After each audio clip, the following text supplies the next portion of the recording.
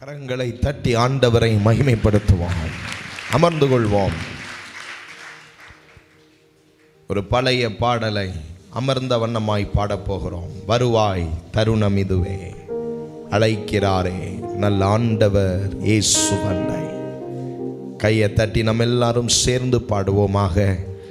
வருவாய் தருணம் இதுவே, அழைக்கிறாரே வல்ல ஆண்டவர் இயேசுவண்டை. வருவாய் தருணம் இதுவே, அழைக்கிறாரே வல்ல ஆண்டவர் இயேசுவண்டை. வாழ்நாளில் எல்லாம் வீணாலாய் வருத்தத்தோடே கழிப்பது ஏன்?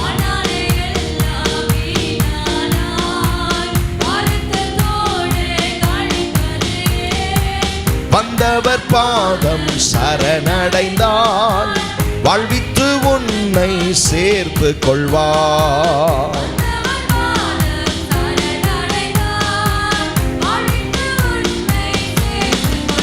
வருவாய் தருணம் இதுவே, அழைக்கிறாரே வல்ல ஆண்டவர் இயேசு. வருவாய் தருணம் இதுவே,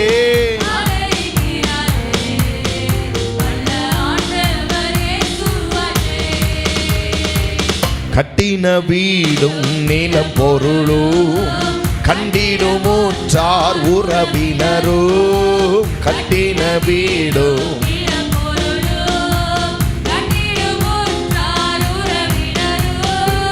கொடுவிட்டு உன் ஆவி போனால் கூட உன்னோடு வருவதில்லை.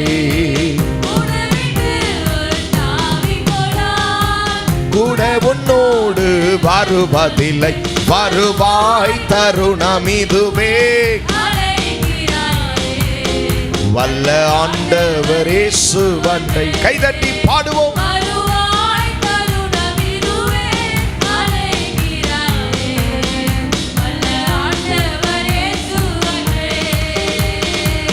அழகு மாயை நிலைத்திடாதே, அதை நம்பாதே மயக்கிடுமே.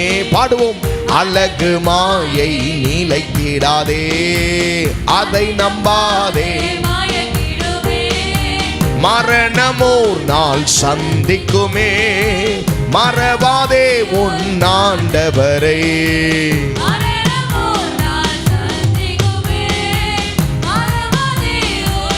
கைதட்டி பாடுவோம். அழைக்கிறாரே ஆமென் ஆமென். வருவாய் தருணம் இதுவே, அழைக்கிறாரே.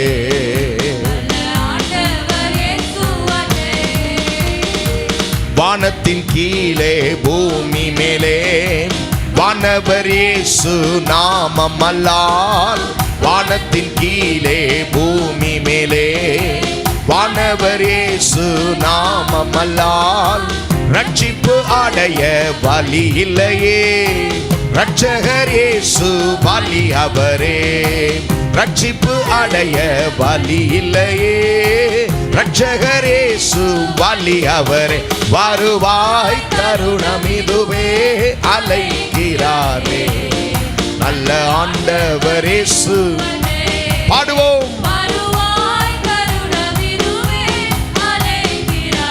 வல்ல ஆண்டவர் தீராத பாபம் வியாதி எல்லாம் மாறாத உந்தன் பலவீனமும். தீராத பாபம் வியாதியையும்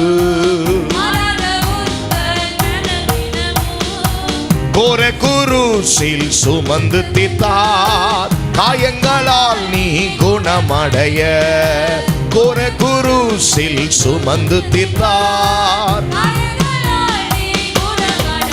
வருவாய் தருணம் இதுவே, அழைக்கிறாரே வருவாய். வல்ல வல்ல ஆண்டவர் இயேசுவண்டை. இந்த பாட்டை அருமையான தாயார் சாராள் நவரோஜி அவர்கள் 1989 ஆண்டு ஒரு கன்வென்ஷனில் பாட்டை பாடும்போது இந்த கடைசி வரியை அவங்க பாடும்போது கிட்டத்தட்ட 1000த்திற்கும் மேற்பட்டவர்கள் இயேசு கிறிஸ்துவை சொந்த இரட்சகராக அறியாதவர்கள் இயேசுவை சொந்த இரட்சகராக ஏற்றுக்கொள்கிறேன் என்று தானாகவே கூட்டத்திலிருந்து எழும்பி முன்னாடி வந்தார்களாம். என்ன ஒரு பவர்! சுவிசேஷத்தின் வல்லமை விசேஷமானது. கையை தட்டணும்னா நல்லா கையை தட்டிடணும். அந்த கடைசி சரணத்தை நம்ம எல்லாரும் சேர்ந்து பாட போகிறோம். சத்திய வாக்கை நம்பியே வா, நித்திய ஜீவன் உனக்களிப்பார். சத்திய வாக்கை நம்பியே வா, நித்திய ஜீவன் உனக்களிப்பார். உன் பேரை ஜீவ புஸ்தகத்தில் உண்மையாய் என்று எழுதிடுவார். பாடுவோமா? உன் பெயர் புஸ்தகத்தில் உண்மையாய் என்று கைதட்டி வருவாய். தருணமிதுவே அலைகிறாரே வல்ல ஆண்டவர் இயேசு. பாடுவோம்.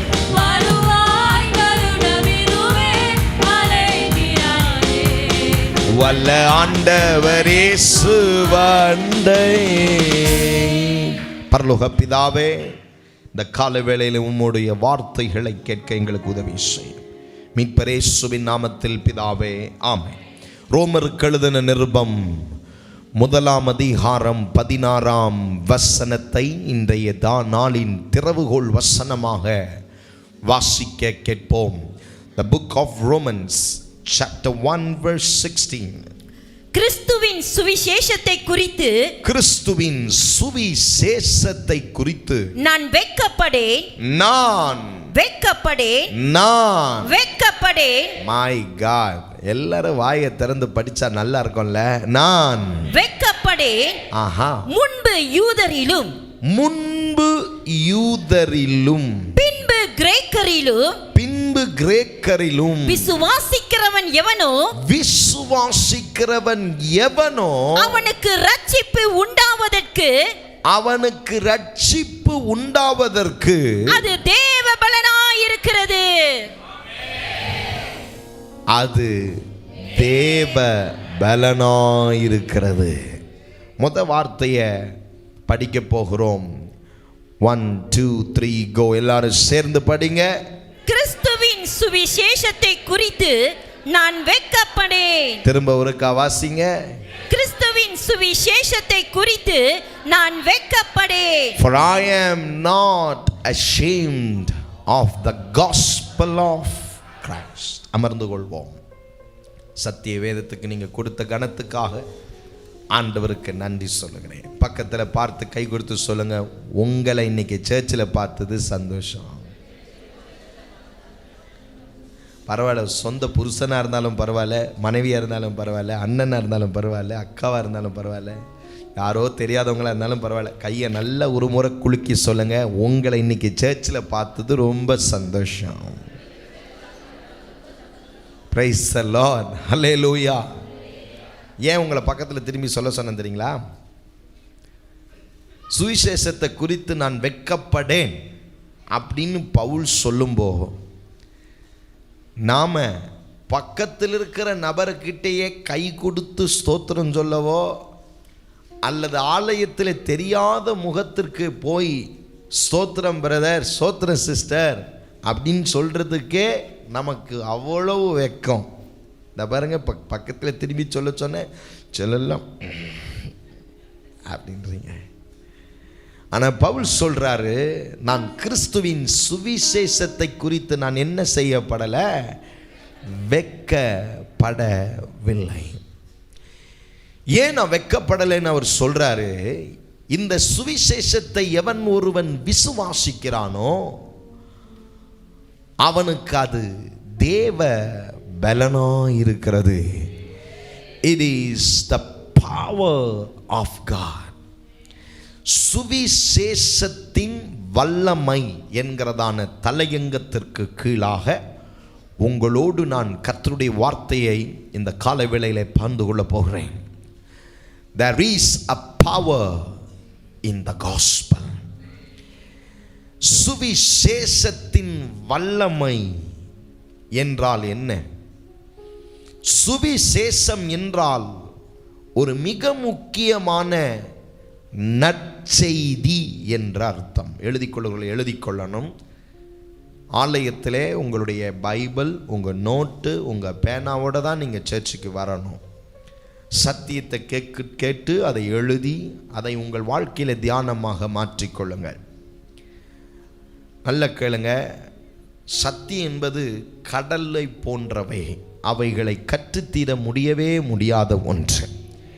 கற்றுக்கொள்ளுகிற இருதயம், லேர்னிங் ஸ்பிரிட் நமக்கு ரொம்ப முக்கியம். ஏதோ சர்ச்சுக்கு வந்தோம், ஒரு 45 நிமிஷம் செய்தி கேட்போம், போவோம். Don't make it as a routine. Don't make it as for the sake of coming to the church. ஆலயத்துக்கு ஏதோ வந்துட்டு போயிட்டோம்னா நிம்மதிடா. நமக்கு கல்யாணம் பண்ணி வைப்பாங்க, நம்ம செத்தா வந்து நமக்கு அடக்காராதனை பண்ணி வைப்பாங்க, நம்ம விசேஷத்துக்கு சர்ச் ரொம்ப முக்கியம் அப்படிங்கிறதுக்காக சர்ச் இல்லை. சர்ச்சில் தான் நம்ம பலன் அடைகிறோம், சீர் பொருந்தப்படுகிறோம், கட்டப்படுகிறோம், பலன் அடைகிறோம்.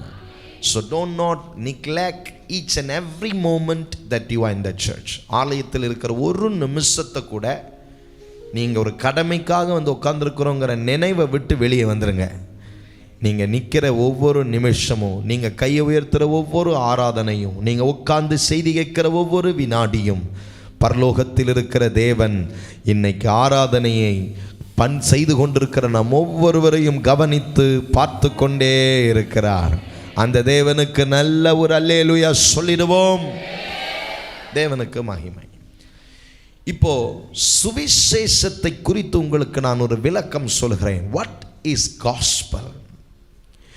சுவிசேஷம் என்றால் நற்செய்தி.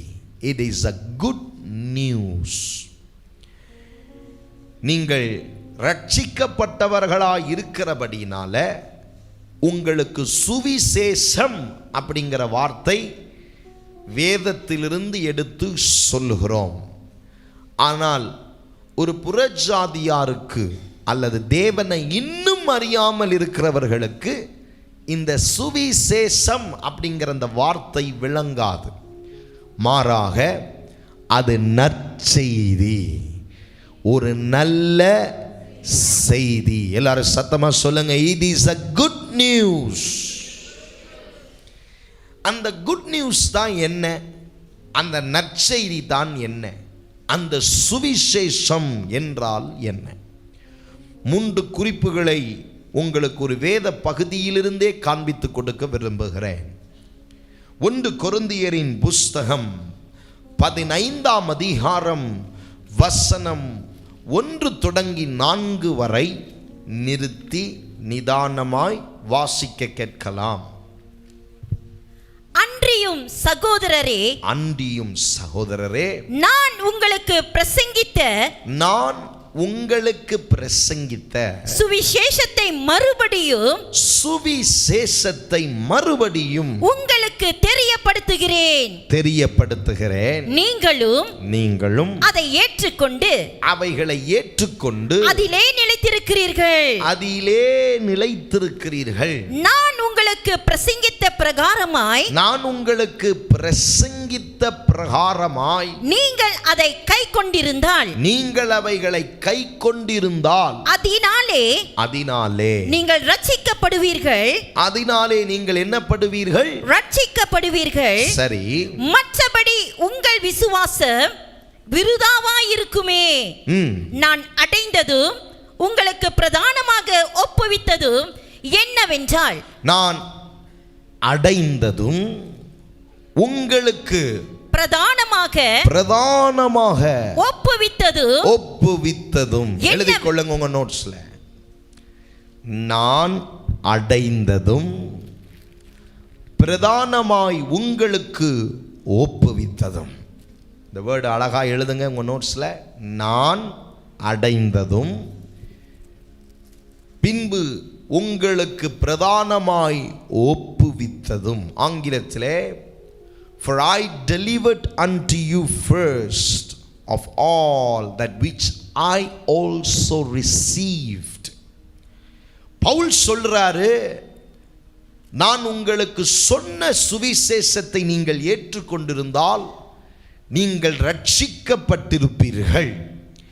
நான் சொன்ன சுவிசேஷத்தை நீங்கள் விசுவாசியாமல் போயிருந்தால் உங்கள் விசுவாசம் வீண் என்று சொல்லிட்டு, அந்த சுவிசேஷம், நான் உங்களுக்கு பிரசங்கித்த சுவிசேஷம் என்ன என்றதை அழகா விவரித்து எழுதுகிறார். விவரித்து எழுதும்போது ஒன்றை அழுத்தி எழுதுகிறார், நான் அடைந்ததும் பிரதானமாய் நான் உங்களுக்கு ஒப்புவித்ததும். Before I deliver, I received it. இந்த சுவிசேஷத்தை நான் உங்களுக்கு ஒப்புவிக்கிறதற்கு முன்னாடி அந்த சுவிசேஷத்தை முதலாவது நான் பெற்றுக்கொண்டேன், நான் அடைந்தேன், நான் அதை விசுவாசித்தேன், நான் அதை ஏற்றுக்கொண்டு அவைகளிலே நடந்தேன். பின்புதான் உங்களுக்கு அவைகளை பிரதானமாய் ஒப்புவித்தேன். சுவிசேஷத்திற்குள் இருக்கிற வல்லமை உங்கள் மூலமாய் அநேகரை தொட வேண்டுமானால், the very important thing that you must be saved first of all. நீங்கள் முதலாவது ரட்சிக்கப்பட்டிருந்தால் மாத்திரமே உங்களால சுவிசேஷத்தை பிறருக்கு சொல்ல முடியும். அந்த சுவிசேஷத்தை கேட்கிறவர்களும் தேவ வல்லமையினால் அவைகளில் தொடப்பட்டு ரட்சிக்கப்படுவார்கள். இன்னைக்கு அநேகர் ஆலயத்துக்குள்ள இருக்கிறீங்க, ஞானஸ்தானம் எடுத்துட்டீங்க, வாரந்தோறும் சபைக்கு வர்றீங்க, ஆனா இன்னும் என்ன செய்யல? பூரணமான ரட்சிப்பை அடையவில்லை. உங்களுக்கு தெரியும், நம்முடைய ஆலயத்திலே மிக தெளிவாய் உங்களுக்கு போதிக்கிற ஒன்று, பூரணமான ரட்சிப்பு அடைய வேண்டும். அந்த பூரண ரட்சிப்பை ஒரே சுருக்கமான வார்த்தையில் பவுல் தம்முடைய 2வது வசனத்தில் எழுதுகிறார். அதை கவனமாய் பாருங்கள். நான் உங்களுக்கு பிரசங்கித்த பிரகாரமாய் நீங்கள் அதை கை கொண்டிருந்தால். நல்லா கவனிங்க. நான் உங்களுக்கு பிரசங்கம் பண்ண சுவிசேஷத்தை நீங்கள் அதை கை கொண்டிருந்தால் அதனாலே நீங்கள் ரட்சிக்கப்படுவீர்கள். பக்கத்தில் தட்டி சொல்லுங்க, கேட்ட பிரசங்கத்தின்படி வாழ்ந்திருந்தால் நீங்களே ரட்சிக்கப்பட்டவர்கள். அப்படின்னா யாருங்க ரட்சிக்கப்பட்டது நீங்க காண முடியுமா? பவுல் சொல்றாரு, நீ விசுவாசித்தது ஒன்று, அடுத்து நீ கை கொள்ளுகிறவனாக மாறணும். நீ கை கொள்ளுகிறவனாக நான் உன்னை பார்த்தா தான் நீ யாராக நான் எண்ண முடியும்? நீங்கள் ரட்சிக்கப்பட்டவர்கள் என்று எண்ணப்பட முடியும்னு சொல்றாரு. ஆகவே நீங்க ரட்சிக்கப்பட்டவர்களா என்பதை இந்த கால வேளையில முதலாவது உறுதி செய்து கொள்ளுங்கள். You can be a pastor, you can be a minister, you can be a leader, you can be a Christian worker. நீ ஒரு வாலிபனாக இருக்கலாம், அம்மா அப்பா உன்னை சர்ச்சுக்கு கூட்டிட்டு வந்ததுனால இங்க வந்து உட்கார்ந்து இருக்கலாம். நான் வாலிபர்கள் கூட்டத்தில் பல தேசங்களில் போய் கூட்டம் நடத்தும் போது அநேக வாலிப பிள்ளைகளை நான் கேள்வி கேட்பேன், இயேசு ஒருவர் தான் தெய்வமா, அல்லது எல்லா தேவரங்களைப் போல இயேசு ஒரு தெய்வமான்னு கேட்பேன். அநேக பிள்ளைகள் சொல்லுவாங்க, அநேக தேவர்களில் இயேசு ஒரு தேவன். அப்படின்னு என்ன அர்த்தம்? they are not yet saved. அவங்க இன்னும் ரட்சிக்கப்படலை. உங்க பிள்ளைகளை கேட்டு பாருங்க, இயேசு ஒருவர் தான் தெய்வமா அல்லது அநேக தேவர்களில் இயேசு ஒரு தெய்வமான்னு கேட்டு பாருங்க. வாலிப பிள்ளைகள் இங்கே இருக்கிறீர்கள், Do you believe that Jesus Christ is alone our God? இயேசு ஒருவரே தேவன் என்று அறிக்கை செய்து அதை உள்ளத்தில் விசுவாசிக்கிறவர்கள், அவர் சொன்ன வார்த்தைகளை பிரசங்க வழிகளாய் கேட்ட நீங்கள் கை கொண்டு வாழுகிற ஒரு கூட்டமாய் இருந்தால் நீங்க தான் ரட்சிக்கப்பட்டவர்கள். ரட்சிக்கப்பட்டவங்க மட்டும் உறுதியா நான் ரட்சிக்கப்பட்டவன் சொல்றவங்க கையை நல்லா தட்டி ஆண்டவரை மகிமைப்படுத்திடுங்க. சிலர் கை தட்டலே தெரியுது. Hallelujah. Many are not sure that they are really saved or not. There are many not sure about their salvation. அதான் பவுல் தெளிவா சொல்றாரு, நான் அடைந்ததும் அதை பிரதானமாய் உங்களுக்கு ஒப்புவித்ததும்.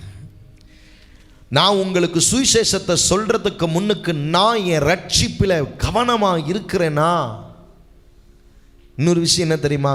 ஆண்டவர் சொன்ன வார்த்தை, இன்னைக்கு நீங்கள் ரட்சிப்பை பெற்றிருந்திருக்கலாம், நாளைக்கு நீங்கள் ரட்சிப்பை இழந்து போகக்கூடும். Tomorrow you can lose your salvation. ஏன்? முடிவு பரியந்தம் நிலை நிற்பவனே.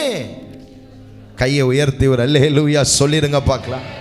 இப்போ இன்னைக்கு நீங்கள் இயேசுவை விசுவாசித்து அவருக்காக வாழ்ந்து அவர் சொன்ன வார்த்தைகளை கை கொண்டவர்களாக வாழ்ந்து நாளைக்கே அதை மறுதலித்து வாழுவீங்கன்னா கேட்கணும். இந்த நேரம் தான் பிசாசு செவியை அடைச்சிருவான், கண்ணை தானா மூடுவான், மயக்கம் தானா வரும், கால் வலி தானா வரும், உடம்பு வலி தானா வரும், எல்லா சைத்தானுகளும் வெளியேறுவதாக. ரைட்? Listen carefully. நீங்க சுவிசேஷத்தை விசுவாசித்தது முக்கியம் அல்ல, விசுவாசத்தை கை கொண்டு அதில் நடக்கிறதா ரொம்ப முக்கியம். நாளைக்கு நீங்க மறுதலிச்சிட்டீங்கன்னா, நாளைக்கு நீங்கள் கிறிஸ்துவின் உபதேசத்தை மீறிட்டீங்கன்னா, you are gone, your salvation has gone. Pastor, அப்படிலாம் நான் ஆண்டவரை விட்டு கொடுத்துட மாட்டேன், அப்படிலாம் நான் ஆண்டவரை மறுதலிச்சிட மாட்டேன் அப்படின்னு சொன்ன 100, 1000 கோடிக்கணக்கானோர் இயேசுவை மறுதலித்து போய்விட்டார்கள். நீங்கள் எச்சரிக்கை, ஆண்டவர் இயேசு வரப்போகிறார். அவருடைய வருகைக்கு நாம் எல்லோரும் ஆயத்தமாகிறோம். நாம நம்முடைய ரட்சிப்பை குறித்து மிகவும் கவனமாக இருக்க வேண்டும். கை உயர்த்தி அல்லேலூயா. ரட்சிக்கப்பட்டீங்க, இன்னும் நியூமராலஜியை நம்பிட்டு இருக்கீங்க. நியூமராலஜினா என்ன?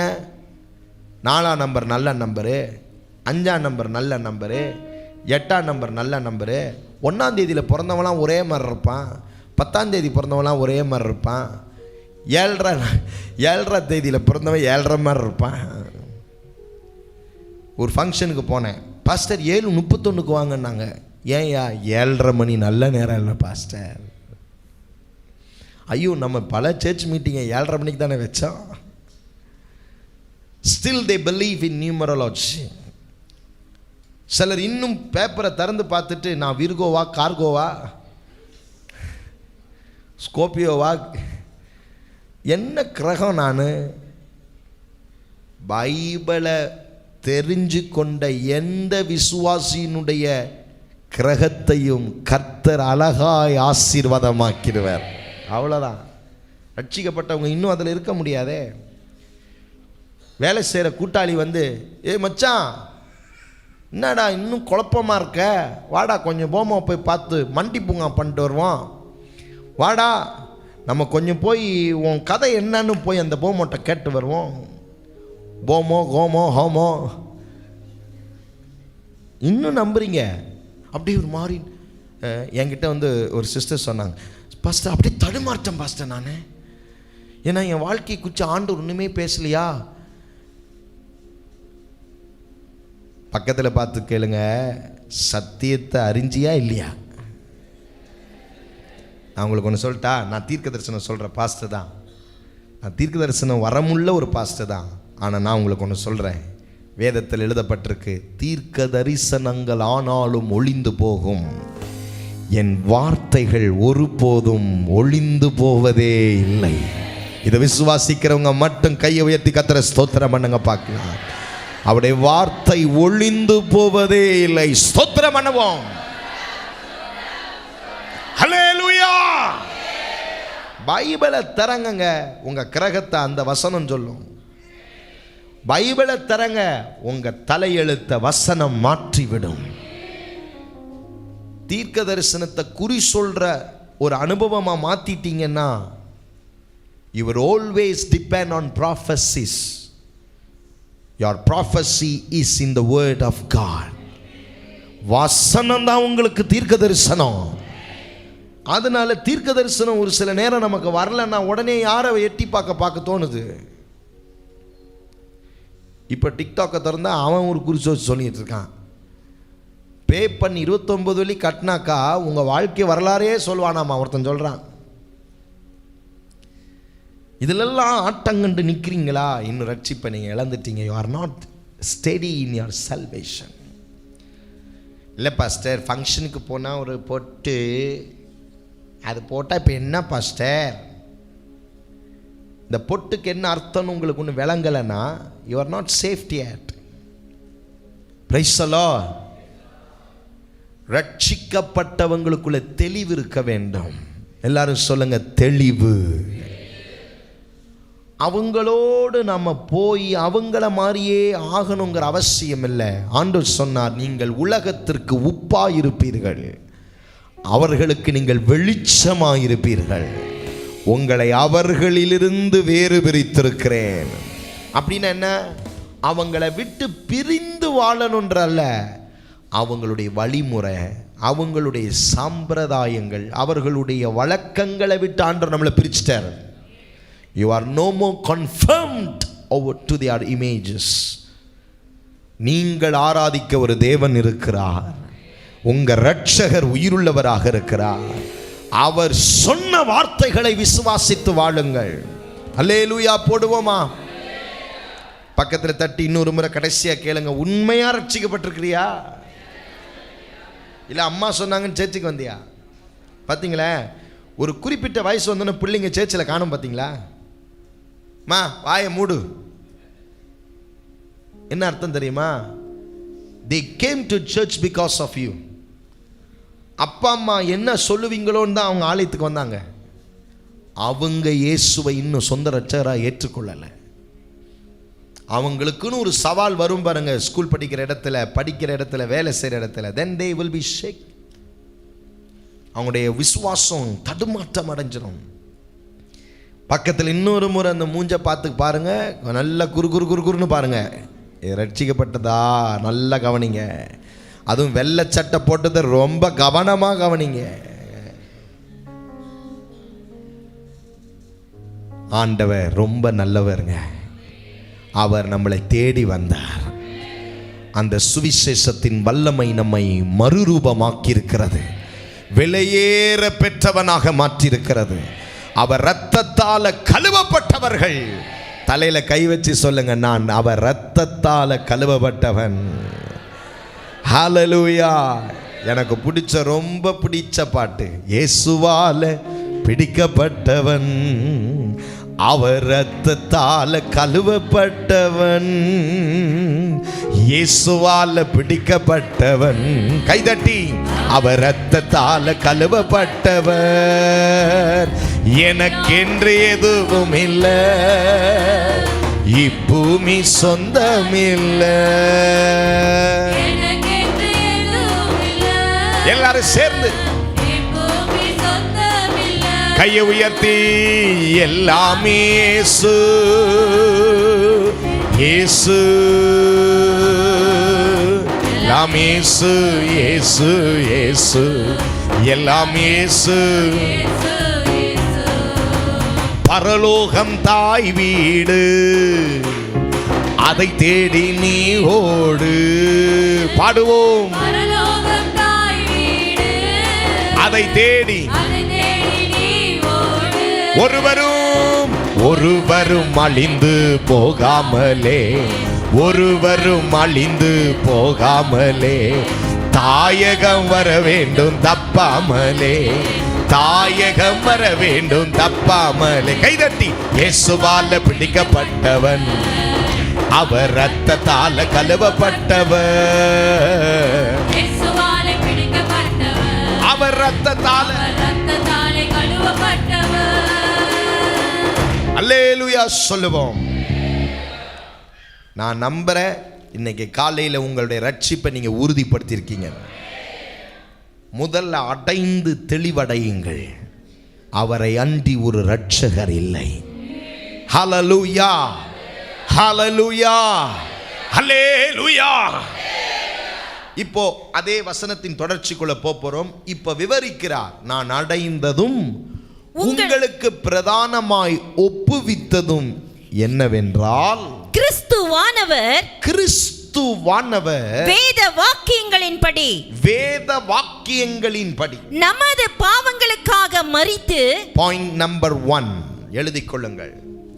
சுவிசேஷம் என்றால் அதற்குள் அடங்கியிருக்கிற 3 காரியம் என்று சொன்னேன். நம்பர் 1, கிறிஸ்து நம்முடைய பாவங்களுக்காக மரித்தார்.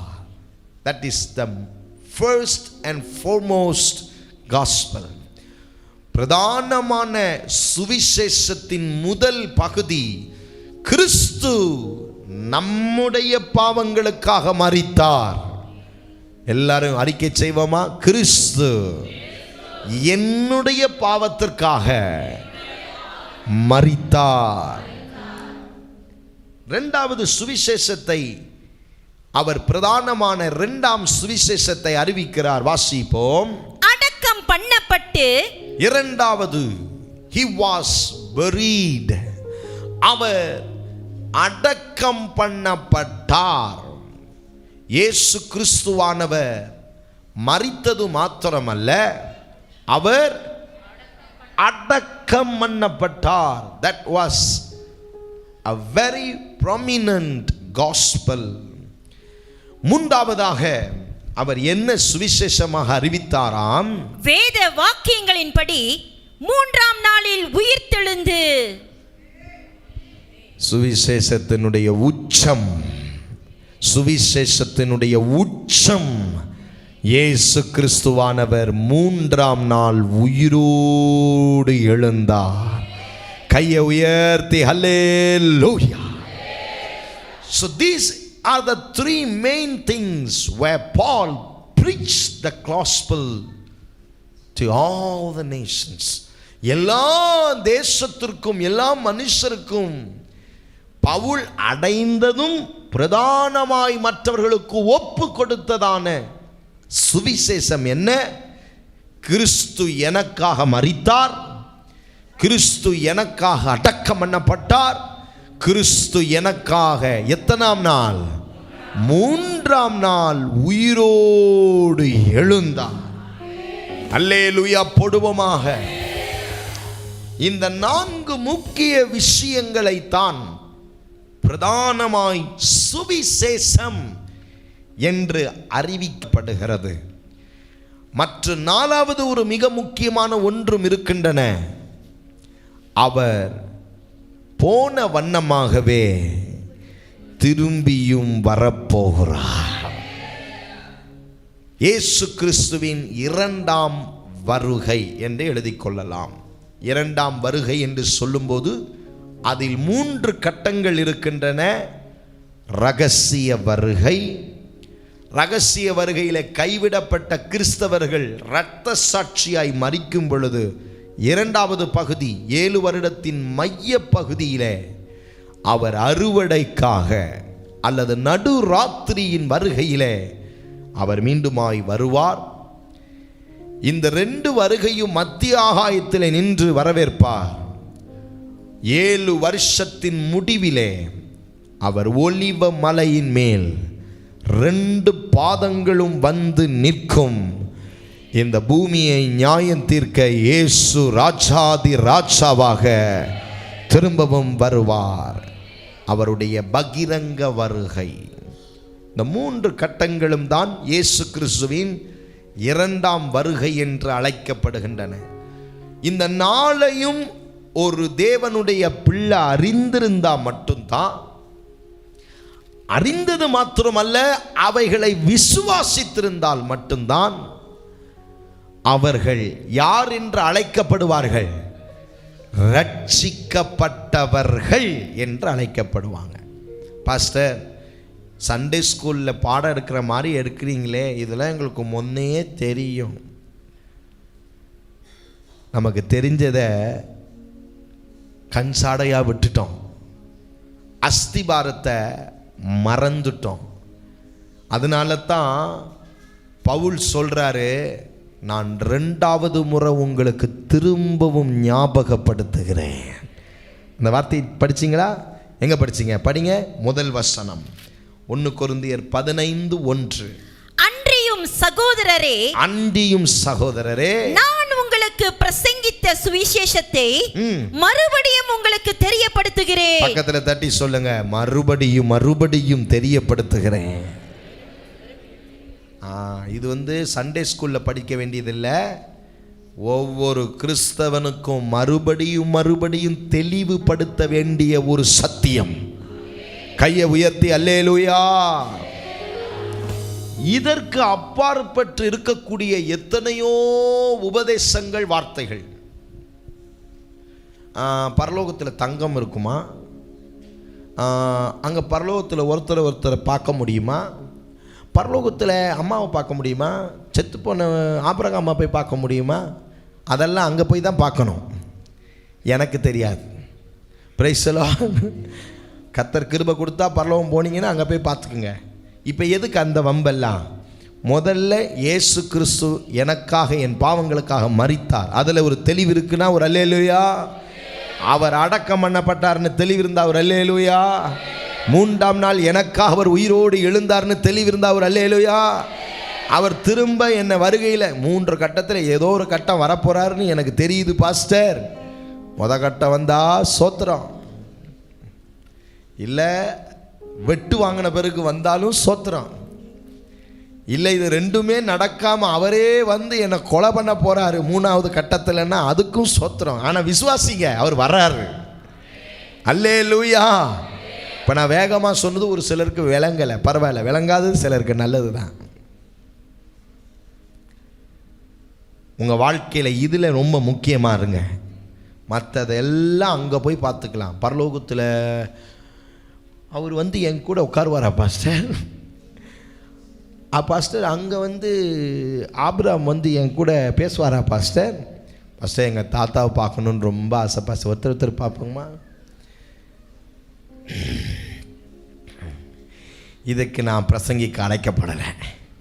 இயேசு மரித்தார், இயேசு அடக்கம் பண்ணப்பட்டார், இயேசு உயிரோடு எழுந்தார், இயேசு திரும்ப வரப்போகிறார். இந்த விசுவாசிக்கிறவங்க மட்டும் ஜோரா அல்லேலூயா. ஆகவே இந்த சுவிசேஷத்தை குறித்து தான் நான் வெட்கப்படேன் என்று ரோமர் 1:16 சொல்றாரு. நான் இதை அறிவிக்கவோ அல்லது இதை நான் விசுவாசிக்கிறேன் என்று மற்றவர்களிடத்தில் சொல்லவோ நான் என்னப்படேன்? வெட்கப்படேன். வீட்டு கதவுல சிலுவையை தொங்க விடவே பயமா இருக்கு சிலருக்கு. சிலருக்கு ஐ எம் a கிறிஸ்டியன் அப்படின்னு சொல்லவே வெட்கமா இருக்கு. சிலருக்கு கிறிஸ்தவ பேரை வெளியில சொல்ல கஷ்டமா இருக்கு. சிலருக்கு நான் கர்த்தருடைய ஆலயத்துக்கு இன்னைக்கு போறேன்னு சொல்றதுக்கு பயமா இருக்கு. வெட்கம். கிறிஸ்தவங்கன்னா ஏதாவது பண்ணிடுவாங்களா? உங்களுக்கு வெட்கம் இருக்கா? நீங்க கிறிஸ்தவங்களா வாழ்றத குறித்து யூ ஆர் கான். நீங்க ரட்சிப்பை இழந்த மனுஷன். நீங்கள் ரட்சிக்கப்பட்டதை குறித்து எந்த வெட்கமும் உங்களுக்கு இருக்கவே கூடாது. ஹல்லேலூயா. ஏங்க, உயிரற்ற சில விஷயங்களுக்காக புறஜாதிகள் தங்களுக்கு அதை வைராக்கியம் காட்டும்போது உயிருள்ளவரை நாம் சேவிக்கிறோம். ஆமென். அவரை அனுபவித்திருக்கிறோம். அவரை பெருமிதமாய் காண்பிக்கிறதிலே நாம் சந்தோஷப்பட வேண்டும். ஹல்லேலூயா.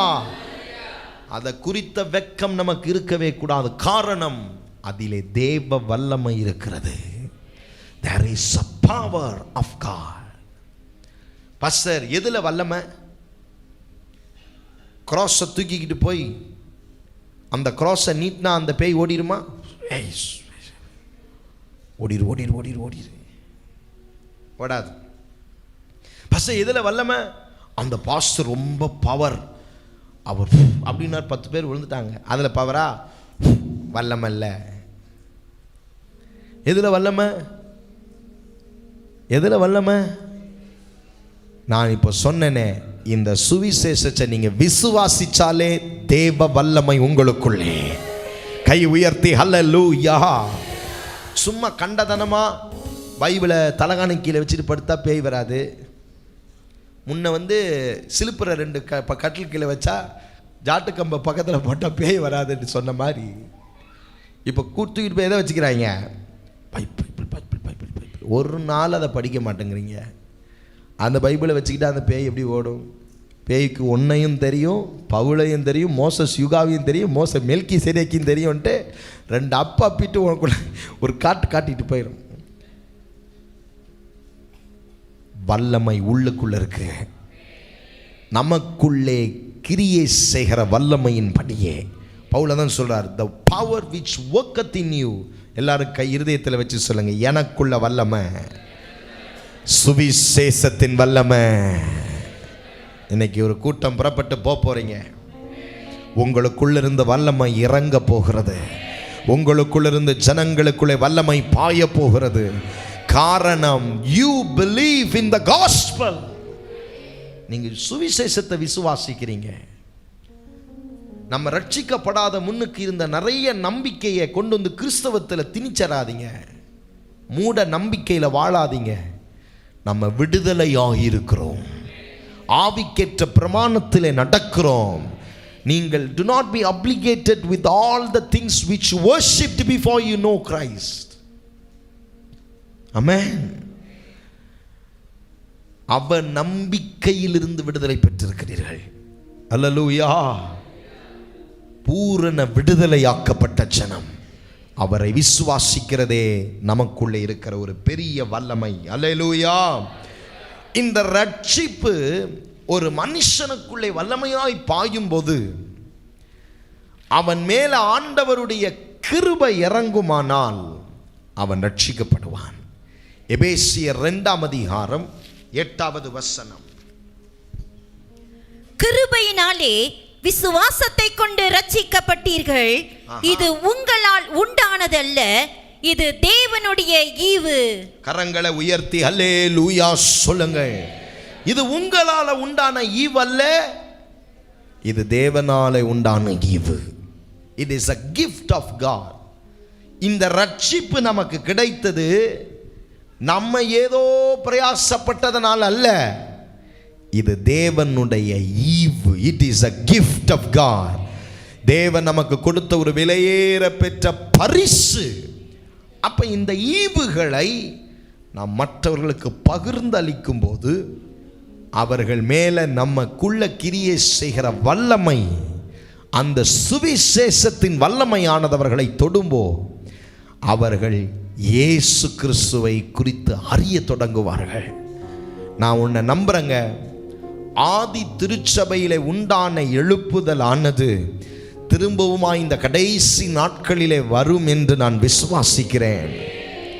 சபை ஏதோ நம்ம கூடி ஆராதித்து, இன்னைக்கு இவ்வளோ சர்ச் ஃபுல்லாக இருக்கிறோம், ஆராதிச்சுட்டு திரும்பி வீட்டுக்கு போகிறது அல்ல சர்ச். போன வருஷத்தோடே பெற்றா அதெல்லாம் நிறுத்திடுச்சு. இந்த வருஷம் பெற்றா புறப்பட்டு போகுது. எனக்கு வேண்டிய விசுவாசிங்கெல்லாம் இந்த கால் வலிக்குது பாஸ்டர், கல் வலிக்குது பாஸ்டர், பாஸ்டர் எனக்கு பிரச்சனை பாஸ்டர், அவங்க வேண்டாம். எனக்கு விசுவாசிகள் வேண்டாம், எனக்கு சீஷர்கள் வேண்டும், எனக்கு அப்போஸ்தலர்கள் வேண்டும், எனக்கு சுவிசேஷகர்கள் வேணும், எனக்கு போதகர்கள் வேண்டும். கர்த்தரால் பயன்படுத்தப்படுகிற கர்த்தருடைய பிள்ளைகளாக நீங்க மாறணும். நீங்க பெற்றுக்கொள்ளுகிறத 6 நாள் வெளியில விதைக்கணும். உங்க வேலை இடத்துல விதைக்கணும், படிக்கிற இடத்துல விதைக்கணும், பிசினஸ் பார்ட்னர்ஸ் கிட்ட விதைக்கணும். இயேசுவை குறித்து யார் யார்கிட்ட எல்லாம் சொல்ல முடியுமோ அந்த சுவிசேஷத்தின் வல்லமையை நீங்க கொண்டு சேர்க்கிறவர்களாய் மாற வேண்டும்.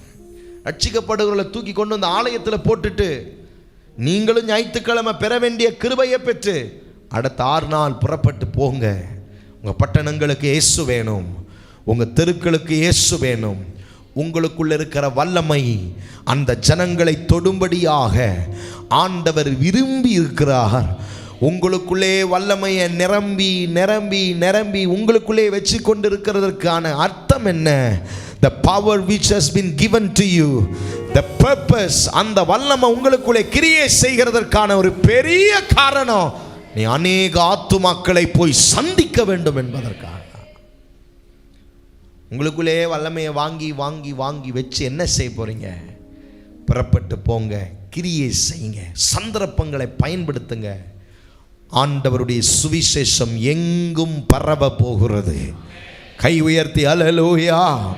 ஒரு வசனத்தை உங்களுக்கு காண்பிக்கிறேன். லூக்கா 17:21 வாசிப்போம்.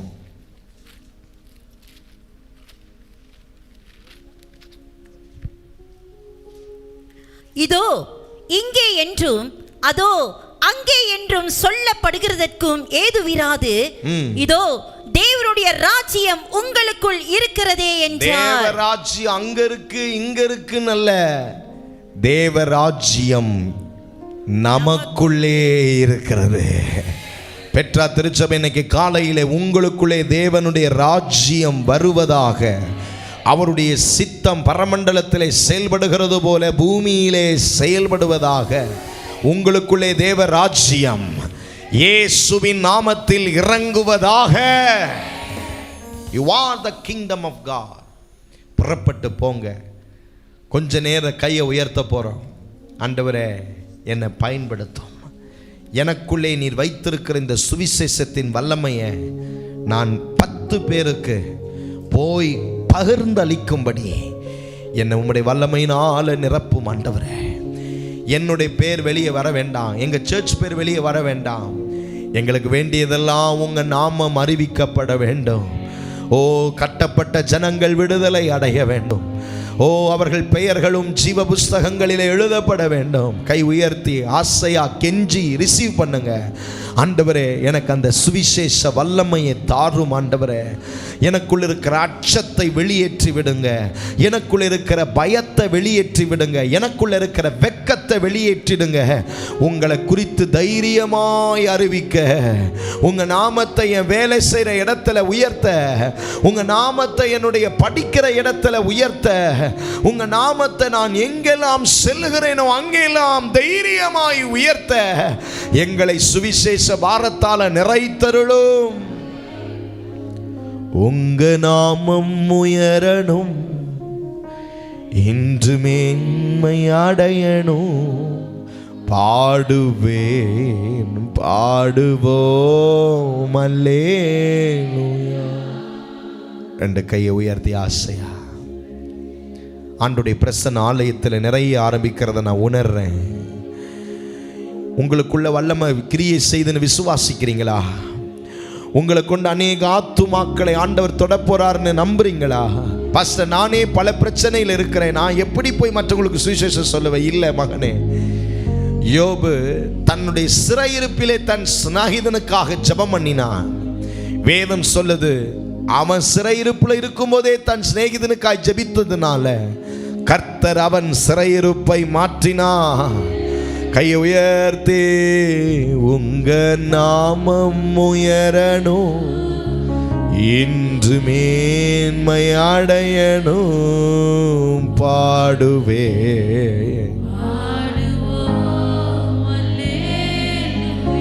எங்க மலேசியா தேசத்திலே உங்க இன்று மேன்மை அடையணும்.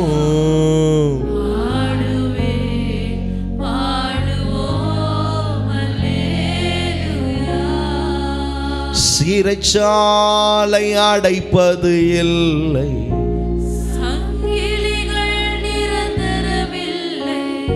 உங்க நாமம் உயர்த்தும் போது அத்தனை பேரும்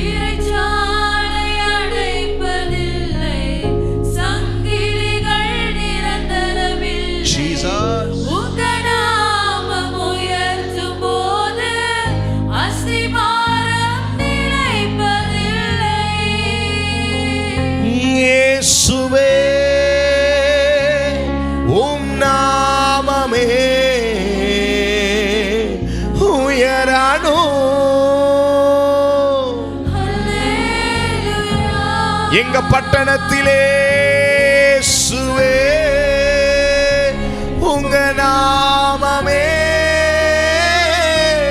உயரணும்.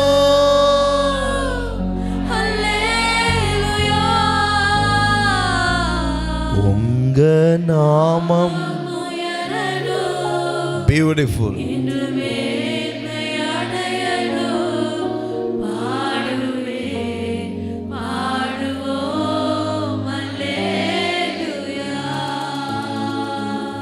இந்த சுவிசேஷத்தை நான் அறிவிக்க வேண்டிய அவசியம் என்ன? ஒருவேளை நீங்க கேட்கலாம், பாஸ்டர் நான் அறிவிச்சே ஆகணுமா? ஏன் பாஸ்டர் நான் சொல்லி ஆகணுமா? எல்லாரும் சொல்லித்தான் ஆகணுமா? அதெல்லாம் ஒரு சில அழைப்பு பெற்றவங்க தானே பாஸ்டர் செய்யணும், நான் செய்ய தேவையில்லையே. ஒருவேளை அந்த கேள்வி உங்களுக்கு இருக்கலாம். உங்க ஒவ்வொருவரையும் ஆண்டவர் பயன்படுத்துவார். நீங்க இந்த சுவிசேஷத்தை அறிவிக்க வேண்டியது ஏதோ ஒரு ஆப்ஷனல் அல்ல, அது கட்டாயம். பக்கத்தில் தட்டி சொல்லுங்க, வேணும்னா செய்யறதுக்கான காரியம் இல்லை, இது அவசியமாய் செய்யணும்.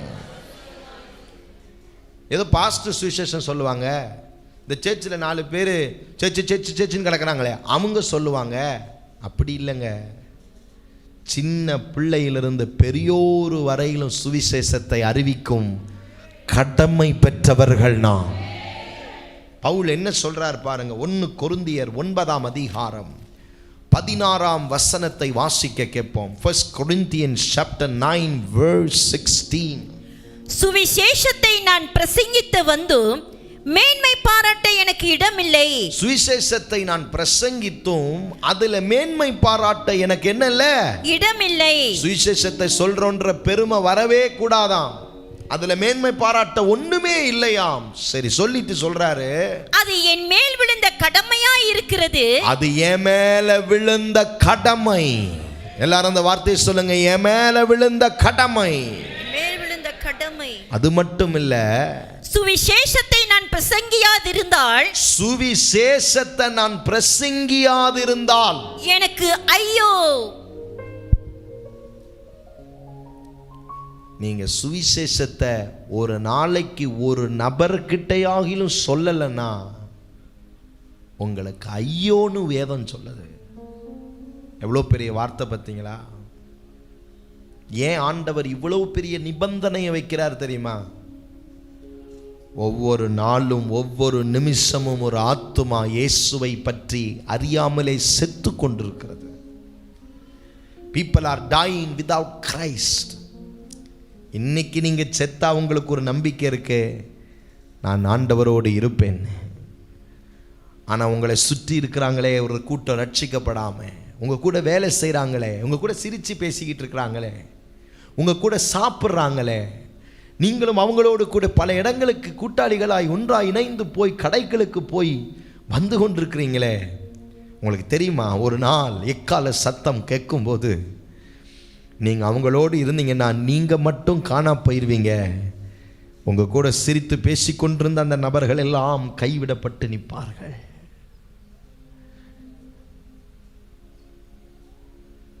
ஆண்டவர் சொல்றாரு, நீ சுவிசேஷத்தை அறிவிச்சிட்டியன்னா ரட்சிக்கிறது என் வேலை, நீ போய் விதைக்கிறது உன் வேலைனா அதை அறுவடை செய்வது என் வேலை.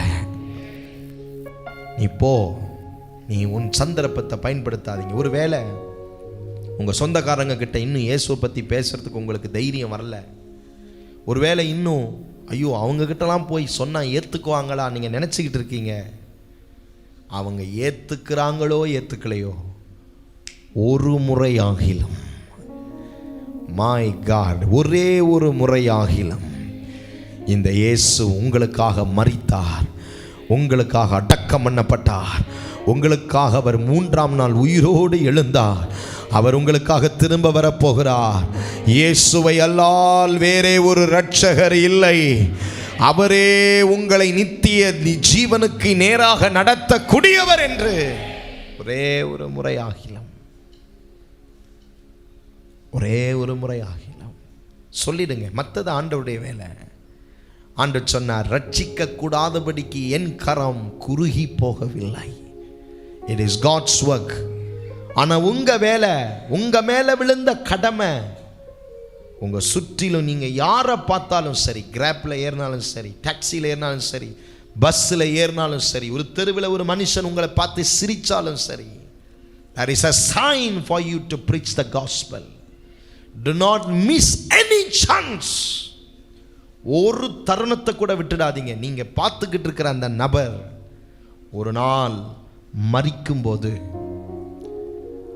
அவர்கள் நரகத்திற்கு போவார்கள் ஆனால், பாதாளத்துக்கு போவார்கள் ஆனால், அங்கே போய் கதறுவாங்க, என் கூட வேலை செஞ்சான் ஒரு கிறிஸ்தவன், உங்களை பற்றி சொல்லவே இல்லை ஆண்டவரே, என் குடும்பத்தில் ஒருத்தர் ரட்சிக்கப்பட்டிருந்த ஆண்டவரே, என்னை சேர்ச்சிக்கு வாங்கன்னு ஒரு நாள் கூட கூப்பிடல ஆண்டவரே, ஆண்டவரே என் கூட பிறந்தவன் ஒருத்தன் இயேசுவை ஏற்றுக்கிட்டு இருந்தான், அவன் ஒரு நாள் கூட என்னை ஆண்டவரை பற்றி சொல்லணும்னு சொல்லி என்னை கூப்பிட்டு உட்கார வச்சு பேசலை, ஆண்டவரே ஆண்டவரேன்னு சொல்லி நரகத்தில் புலம்பும் சத்தம் கேட்கும். அதனால தான் பவுல் சொல்கிறாரு, நான் சுவிசேஷத்தை சொல்லாமல் போயிட்டேனா எனக்கு ஐயோ, woe unto me, எனக்கு சாபம், நானே மண்ணை தூக்கி என் தலையில் வாரி போட்டுக்கொள்ளுகிறது போல. ஒவ்வொரு கிறிஸ்தவனுடைய கடமை, you have to preach the gospel. ஒரு முறை ஒரு கேத்ரின் குல்மான் அவர்களுடைய சுவிசேஷ ஊழியத்திற்கு அவர்கள் வந்த சாட்சிகளை எழுதின ஒரு புஸ்தகத்தை நான் 14 வருஷத்துக்கு முன்னாடி வாசித்தது ஞாபகம் வந்தது எனக்கு நேற்று. அவங்க முத ஊழியத்துக்கு எப்படி வந்தாங்க தெரியுங்களா? பஸ் ஸ்டாப்பில் நின்றுட்டு இருக்கும்போது ஒரு பிரதர் அவங்கள பார்த்து சிரிச்சாராம். அப்போ அவங்க உள்ளத்தில் ஒரு ஏவுதல் வந்துச்சா, இந்த மனுஷனுக்கு இயேசுவை பற்றி எப்படியாலும் சொல்லிடுன்னு சொல்லி ஒரு ஏவுதல் வந்துச்சான். ஆனால் அந்த மனுஷங்கிட்ட போக முடியலையாம். இவங்க ஒரு லேடி, அந்த மனுஷனை பார்க்க கொஞ்சம் காரசாரமாக இருந்ததுனால, ஆண்டவரே அந்த மனுஷனை எப்படியாவது தொற்றுங்கன்னு ஜெபம் பண்ணாங்களாம். அவங்க ஜெபம் பண்ணிகிட்டே இருந்தாங்களாம். ஆனால் சுவிசேஷத்தை சொல்ல அவங்களுக்கு தைரியமே இல்லையா. ஒரு வாலிப மகளாய் அவர்கள் இருந்திருக்கிறார்கள். கண்ணு முன்னாடியே ஒரு 3 நிமிடம் கூட இல்லையா, ஒரு பஸ் வந்து அவரை மேலே ஏறி இறங்கினுச்சான். அந்த நேரத்தில் அவங்க அந்த பஸ் ஸ்டாப்பில் விழுந்து பிறண்டு கதறி அழுதாங்களா, சுவிசேஷம் சொல்லலையே. அந்த நிமிஷத்தில் நான் சொல்லியிருந்தேன்னா, அந்த ஆத்துமா உங்களை அறிந்திருக்கிறோமே ஆண்டவரே, என் கண்ணு முன்னுக்கே அவன் உயிர் போச்சே. பல மாதங்கள் அவங்களுக்குள்ளே அது ஒரு பெரிய பாதிப்பாக மாறித்தான். இந்த சுவிசேஷத்துக்காக என் ஜீவனையும் நான் பணைய வைப்பேன்னு ஒரு ஒத்த லேடி முழு உலகத்தையும் அசைத்தார்கள். இன்னைக்கு ஆண்டவர் உங்களை பார்த்து கேட்குறாரு, ஒருவேளை உன் கூட பிறந்தவன் செத்துட்டானா, ஒருவேளை உன் சொந்த பந்தம் செத்துருச்சுன்னா, ஒருவேளை உன் கடைக்கு வந்துட்டு போனவங்க நீ சுவிசேஷம் சொல்லணும்னு ஆண்டவர் உன் கடைக்கு அனுப்பியிருக்கலாம், உன் கூட பக்கத்தில் உட்கார வச்சிருந்திருக்கலாம், உன் கண்ணு முன்னுக்கு எதிரே உட்கார வச்சிருந்திருக்கலாம், உன் கூட பேச வச்சிருந்திருக்கலாம், சந்தர்ப்ப சூழ்நிலையில் ஆண்டவர் உங்களை பார்க்க வச்சிருந்திருக்கலாம். உலகத்திற்கு உப்பாய் வெளிச்சமாய் இருக்க வேண்டிய நீ மங்கி எரிந்துட்டியே. பரவாயில்ல, ஆண்டவர் மீண்டும் இந்த கால வேளையில் உன்னை உயிர்ப்பிக்க விரும்புகிறார், உங்களுக்கு ஞாபகப்படுத்த விரும்புகிறார். இந்த பூமியில் விலையேற பெற்றது ஆத்துமா. அந்த ஆத்துமாவினுடைய விலைக்காக இன்னைக்கு எத்தனை பேர் உங்களுடைய தலையின் மேல் அந்த கடமையை நிறுத்த விரும்புகிறீர்கள்? என்னுடைய சிறு வயதிலேயே ஆண்டவர் என்னை தொட்டார்.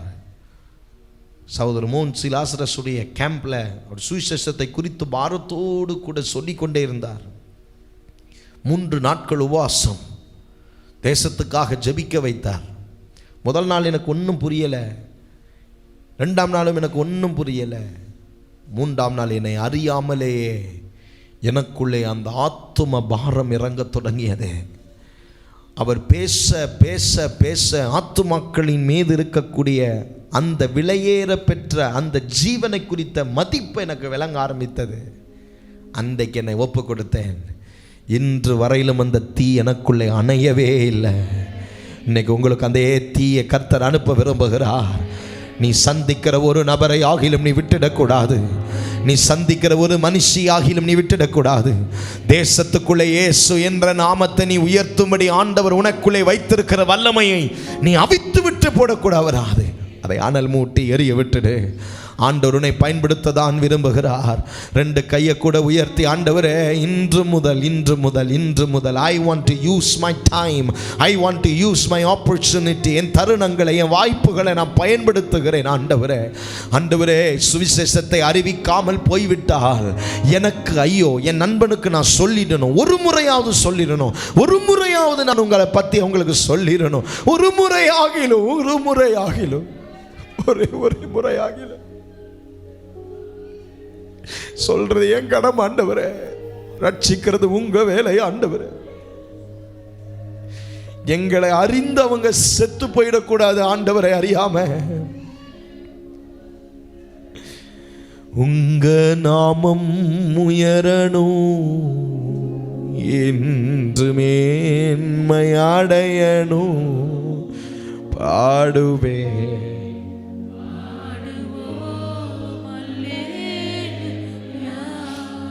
உங்க நாமம்.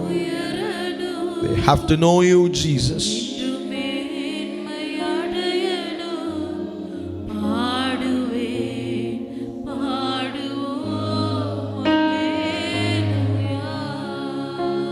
வேதம் சொல்லுது, நீங்க போய் நிச்சயமா சொல்லணுமா.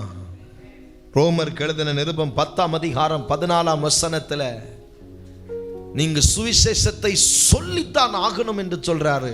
அப்படி சொல்லலைன்னா தேவனுடைய நாமமோ அல்லது அவரை குறித்த வல்லமையோ ஜனங்கள் அறியாமல் போய் விடுவார்களாம். வாசிப்போம் ரோமர் 10:14. அவரை விசுவாசியாதவர்கள் எப்படி அவரை தொழுது கொள்ளுவார்கள்? அவரை குறித்து கேள்விப்படாதவர்கள் எப்படி விசுவாசிப்பார்கள்? அவரை குறித்து கேள்விப்படாதவர்கள் எப்படி விசுவாசிப்பார்கள்? பிரசங்கிக்கிறவன் இல்லாவிட்டால் எப்படி கேள்விப்படுவார்கள்?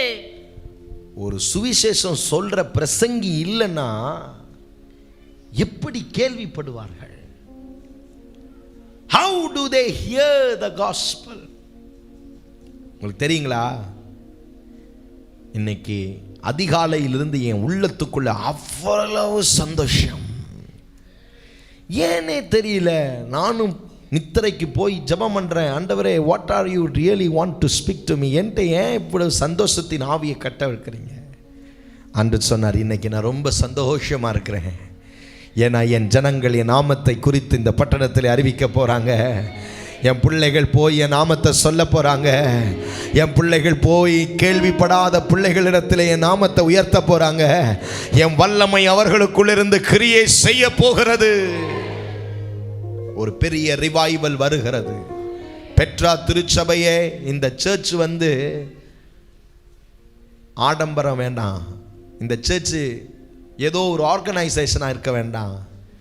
இந்த சர்ச் ஆத்துமாக்களை ஆதாயம் செய்கிற ஒரு களமாய் மாறட்டும். அவர் வரப்போறாரு தானே, அவரை ஒரு கூட்ட ஜனத்தை அவர்கிட்ட கொண்டு போய் கொடுக்கிற ஒரு கூட்டமாக மாறுவோம். நம்முடைய பிரச்சனைகள் அல்ல, நம்மளுடைய பிரச்சனையை விட வெளியில் இருக்கிற பிரச்சனை பெருசு. அதை கண்ணு முன்னுக்கு வச்சு அதற்காக பிரயாசப்படுவோம். மாசத்தில் ஒரே ஒரு ஞாயிற்றுக்கிழமை, I want you to join with us. எங்களோடு இணைந்து போங்க, போய் பாருங்க, உங்களுக்கு புரியும். அந்த ஆத்துமாக்களின் நிலைவரங்கள் உங்களுக்கு புரியும். ஏங்க, நீங்க போய் சொல்லாட்டா அவனுக்கு யார் சொல்லுவான்னு கேட்கிறாரு. நீங்க போய் சொல்லனா அவன் எப்படி கேள்விப்படுவான்? கேள்விப்படாத ஒன்றை எப்படி விசுவாசிப்பான்? விசுவாசித்தாதானே அவன் கடவுளை தொழுது கொள்ளுவான். கோ. ஆண்டவர் உங்களை பார்த்து தான் ஒரு பெரும் சத்தத்தை இந்த காலவெளியில் தர்றார். கோ. வெள்ளம் பக்கத்தில் தட்டி சொல்லுங்க, கோ.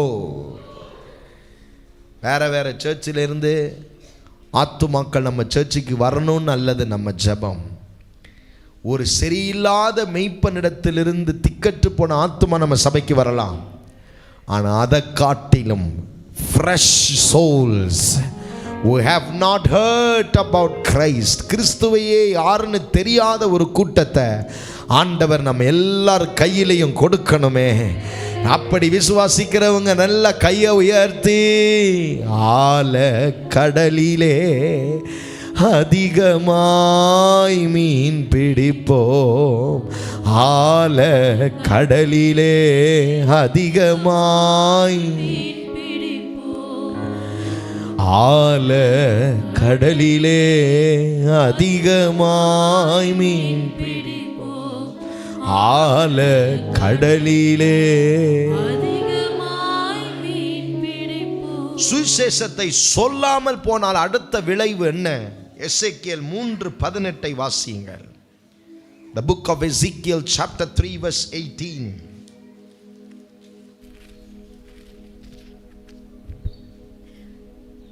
சாகவே சாவாய் என்று நான் துன்மார்க்கனுக்கு சொல்லுகையில், நீ துன்மார்க்கனை தன் துன்மார்க்கமான வழியில் இராதபடிக்கு எச்சரிக்கும்படியாகவும் அவனை உயிரோடே காக்கும்படியாகவும் அதை அவனுக்கு சொல்லாமலும் நீ அவனை எச்சரிக்காமலும் இருந்தால், நீ அதை அவனுக்கு சொல்லாமலும், கவனிங்க, நீ அவனுக்கு எச்சரிக்காமலும் போனால் அந்த துன்மார்க்கன் தன் துன்மார்க்கத்திலே சாவான். நீங்க அவங்களுக்கு சொல்லாம அவங்க செத்துட்டாங்கன்னா அவன் இரத்த பலியோ உன் கையிலே கேட்பேன்.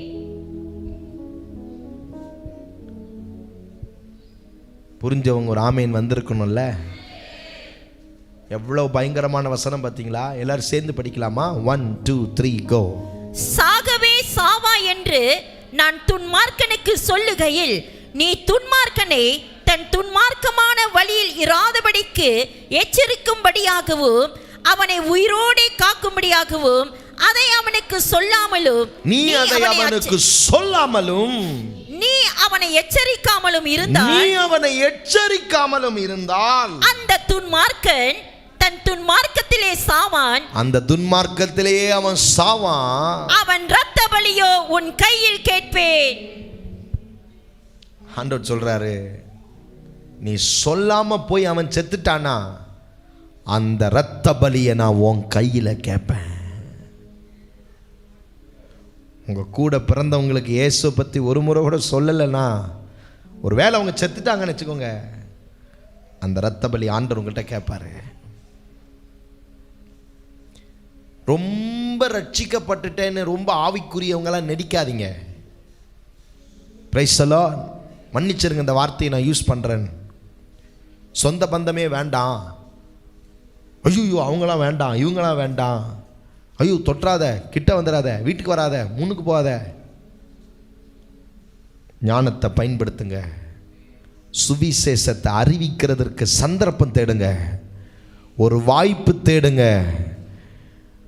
இல்லைன்னா அவன் செத்துட்டான்னு நினச்சிக்கோங்க, அவனுடைய இரத்த பலி ஆண்டவர் உங்க கையில கேட்பாராம். பார்த்துக்கோங்க.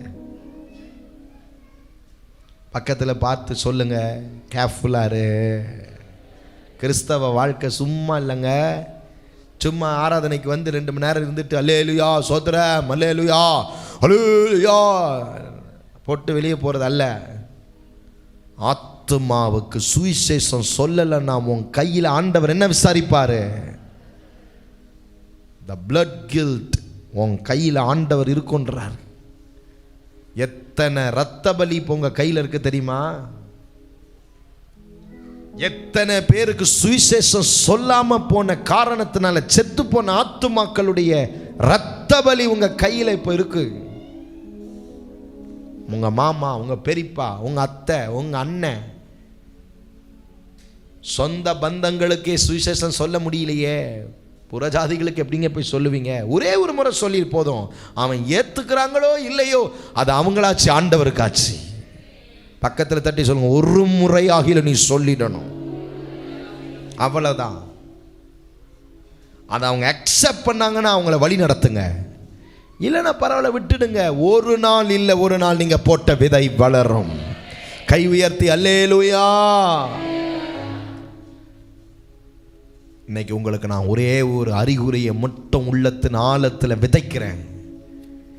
உங்கள் நாட்களையோ நேரத்தையோ உங்கள் தருணத்தையோ இனி வேஸ்ட் பண்ணவே பண்ணாதீங்க. வாலிப பிள்ளைங்க, உங்கள் லைஃப்பை வேஸ்ட் பண்ணவே பண்ணாதீங்க. நீங்கள் போய், நான் உங்களுக்கு தைரியமாக சொல்கிறேங்க, நான் ஸ்கூல் படித்த காலகட்டங்களில் என்னுடைய அத்தனை ஸ்கூல் ஃப்ரெண்ட்ஸ்க்கும் நான் இயேசுவை பற்றி சொல்லியிருக்கிறேன். உங்ககிட்டேருந்து மெல்ல ஆமீன் வரும்னு எனக்கு தெரியும். ஆனாலும் நான் தைரியமாக சொல்லுவேன்.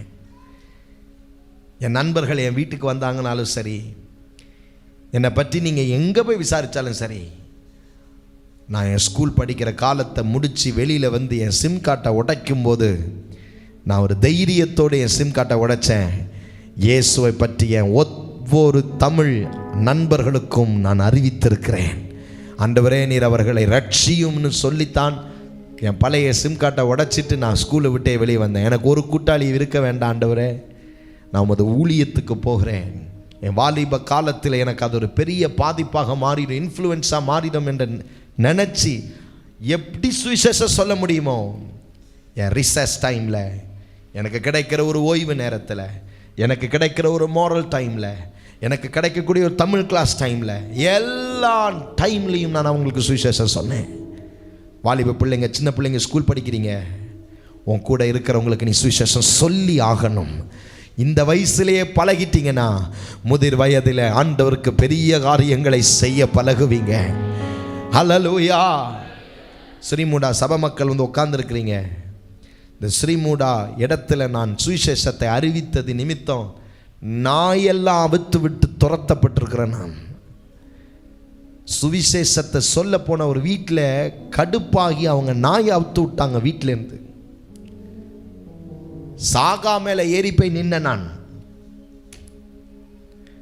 அப்போ ஏதோ இவ்வளோண்டு இருந்தேன், ஏறி போய் நிற்க முடிஞ்சிச்சு. இப்போ ஓட சொன்னால் என்ன ஆகும் பார்த்துக்குங்க. கவ்வி எடுத்துருக்கோம் நம்மளை. நம்ம லைஃப் எல்லாத்துலேயுமே ஆண்டவரை குறித்து வெக்கப்படாமல் சுவிசேஷத்தை சொல்லணும். கையை உயர்த்தி ஹல்லேலூயா. சகோதரர் நாதன் அவங்களுடைய வீட்டில் தான் நம்ம சுவிசேஷம் ஆரம்பித்த ஸ்ரீமுடா வீட்டில். அந்த தெருவில் இருந்தவங்க எல்லாம் எங்களை எப்படிலாம் பகைச்சாங்க தெரியுங்களா? ஆனால் அதே தெருவில் பல பேர் ஆண்டவர் தொட்டார். எங்கள் அந்த வீட்டுக்குள்ள ஆத்துமக்கள் நிரம்பி இருந்தார்கள். தேவ பிள்ளைகளே, இன்னைக்கு அதன் விளைவு தான் நீங்கள் எல்லாரும் இன்னைக்கு ஆண்டோடைய ஆலயத்தில் அமர்ந்திருக்கிறீங்க. பக்கத்தில் பார்க்குற ஒரு நபரையும் விடக்கூடாது. தைரியமாய் சொல்லுங்க. ஒருவேளை அந்த சுவிசேஷத்துக்காக நீங்கள் சாகுறீங்கன்னா அது பாக்கியம். சத்தம் உயர்த்தி சொல்லுங்க, அது பாக்கியம். இலங்கை தேசத்தில் பிஸ்தோலை தூக்கிட்டு வந்தாங்க என்ன சொல்கிறதுக்கு. இந்த இடத்துல நீ சுவிசேஷம் அறிவிக்க கூடாது. அந்த 5 நாள் செய்தியிலையும் நானும் ஜோயல் தாமஸ் ராஜ் ஐயாவுடைய மகன், நானும் ஜோயல் தாமஸ் ராஜ், இன்னும் ஒரு ஊழியக்காரர், 3 பேரும் சேர்ந்து பிரசங்கம் பண்ணி கொண்டிருக்கிறோம். 8-12 பேர் வந்து உள்ளே உட்காந்தாங்க. எங்களை வீடியோலாம் எடுத்தாங்க. 5 நாளும் நாங்கள் தைரியமாக பிரசங்கம் பண்ணோம். 6ஆம் நாள் வந்து துப்பாக்கி எங்கள் 3 பேருடைய நெஞ்சிலையும் வச்சு எங்களை இழுத்துக்கிட்டு போனாங்க. சொன்னாங்க, இன்னும் ஒரு முறை சொன்ன சுட்டு தள்ளிடுவோம். நாங்கள் உங்களுக்கு தெரியுங்களா, ஆண்டவர் நாம மகிமைப்பட அந்த பட்டணத்தில் 5 நாளும் அவங்க முன்னாடியே சுவிசேஷத்தை அறிவிக்க கிருபை தந்தார். ஒரு குண்டு பாயிலேயே. அவருடைய அனுமதி இல்லாம நம்மளை ஒரு மனுஷனும் தொட முடியாது. கையை உயர்த்தி ஹல்லேலூயா சொல்லுவோம். பயப்படவே கூடாது. உங்க பாஸ்டர் பயப்பட மாட்டேன், அப்ப என் மந்தையும் பயப்படக்கூடாது. கர்த்தர் ஒரு நாளும் தீங்கு அனுமதிக்க விட மாட்டார். உங்களை கொண்டு இன்னும் பல ஆயிரங்களுக்கு அவர் சுவிசேஷத்தை அறிவிக்கும்படி அவர் உங்களை பயன்படுத்துவார். ஹல்லேலூயா. எத்தனையோ சுவிசேஷத்தை அறிவிக்க போன இடத்துல உயிர் தப்பி வந்திருக்கிறேன் நான். 10,000 பேர் மத்தியில் ஒருத்தவங்களை சுட்டான்னா எவன் சுட்டான்னு தெரியுங்க உங்களுக்கு? அவன் சொல்கிறான், 5 நாள் உன்னை சுடுறதுக்கு கண் எடுத்தும் சுட முடியலன்றான். மரியாதையாக பாஸ்போர்ட்டை கொடுன்னு எங்கள் 3 பேர் பாஸ்போர்ட்டையும் வாங்கிட்டு கொழும்பு ஏர்போர்ட்டில் கொண்டு வந்தான் பாஸ்போர்ட்டை கொடுத்து எங்களுக்கு பாதுகாப்பு படையோட ஏர்போர்ட்டில் ஏற்றி இன்றைக்கே நீ புறப்பட்டு நாட்டை விட்டு போயிடணும்னு அனுப்பிவிட்டான். உங்களுக்கு தெரியுமா, ஒரு சனிக்கிழமை சொல்லாமல் கொள்ளாமல் நான் ஞாயிற்றுக்கிழமை இங்கே வந்து நின்னேனே, சூடு வாங்காமல் தப்பிச்சு வந்து நின்னேன். நீங்கள் நினச்சிங்களா உங்களை பிடிக்க வந்தேன்ட்டு? நாட்டை விட்டே துரத்தி விட்டாங்க. என் ஃபோனில் இன்னமும் அந்த நியூஸ் பேப்பரை வச்சுருக்கிறேன். நான் இலங்கை நியூஸ் பேப்பரில் பக்கத்தில் நானும் ஜோயல் தாமஸ் ராஜும் இருந்தோம். மதவாதிகள் வந்து பிரசங்கிக்கிறார்கள். ஆனால் உங்களுக்கு தெரியுங்களா, 5 நாள் கூட்டம் முடிஞ்சு 6ஆம் நாள் 7ஆம் நாள் நாங்கள் இல்லவே இல்லை. ஆனால் அம்மையார் ராஜேந்திரம சொன்னார்கள், நீங்கள் 5 நாள் விதைத்த விதைகளுக்கு ஏற்றபடி 50,000 பேர் அந்த கூட்டத்திற்கு இயேசுவை அழைத்து வந்து விடுதலையாக்கி சுகமாக்கி ரட்சித்து அவர் நாமத்தை உயர்த்தினார். ஹல்லேலூயா! உங்க வாழ்க்கையில ஒரு நாள் சுவிசேஷத்துக்கு நீங்க வெட்கப்படக்கூடாது. தைரியமா நிக்கணும். பக்கத்தில் தட்டி சொல்லுங்க, தைரியமா நில்லு. குடும்ப சண்டைக்கு 1ஆம் நம்பரா போய் நிக்கிற, அப்படியே இப்போ விட்டா கத்தி எடுத்து அண்ணனை குத்திடுவ போல, அக்காவை குத்திடுவ போல, தங்கச்சை குத்திடுவ போல, சும்மா ஏதோ ஒரு வார்த்தையை சொல்லிட்டாங்கன்னு குபு குபு குபுன்னு குதிக்கிற அந்த வீரத்தை, அந்த விளையாட்டெல்லாம் தெருவில் காட்டு. 4 பேராவது ரட்சிக்கப்படுவான். ஓ அடிக்க பார்க்குற, இதை பண்ண பார்க்குற. பக்கத்தில் பார்த்து சொல்லுங்க, வீட்டில் காட்டாத. மூஞ்ச பாருங்க, மூஞ்ச பாருங்க. சிலருக்கு மூஞ்சி திரும்ப முடியல, சிலருக்கு எனக்கு ஒரே சந்தோஷமா இருக்கு. பக்கத்தில் தட்டி சொல்லுங்க, வீட்டில் காட்டாத, தெருவில் காட்டு. பார்க்குறேன் நான்.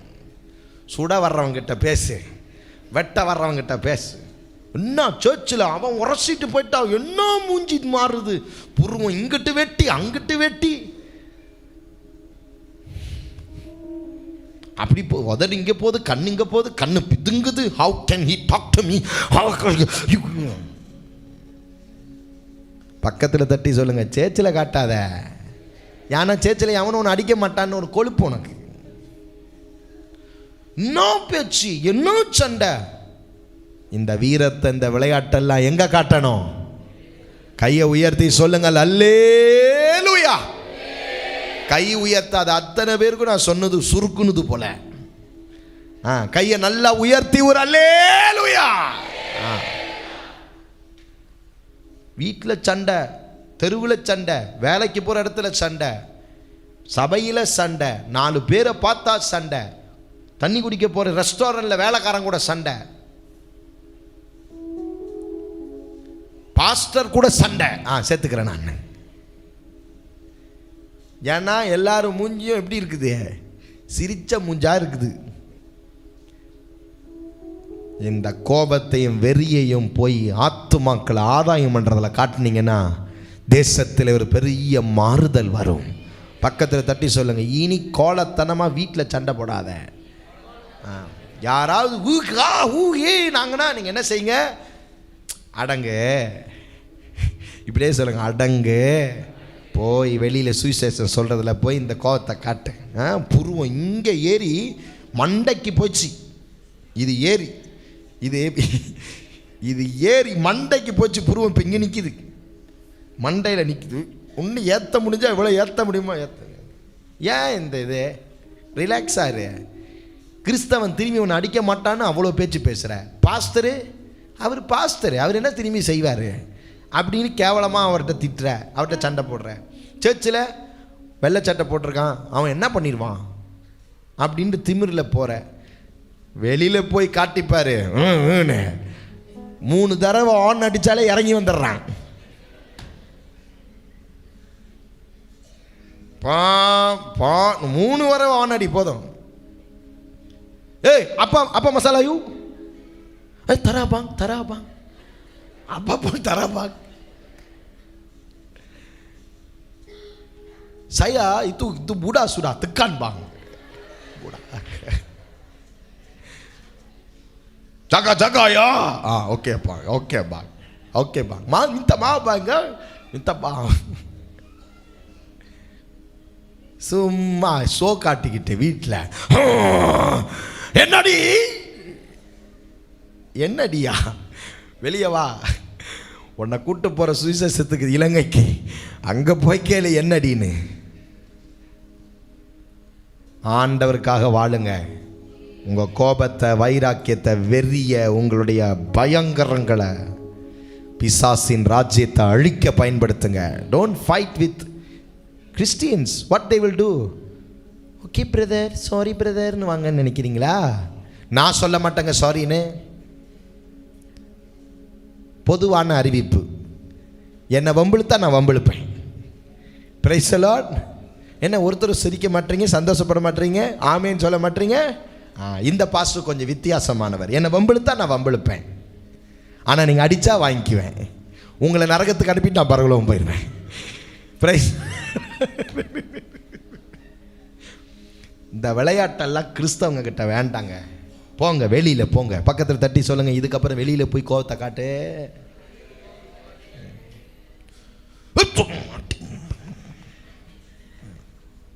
சும்மா விட்டு அடிக்க மாட்டான். சும்மா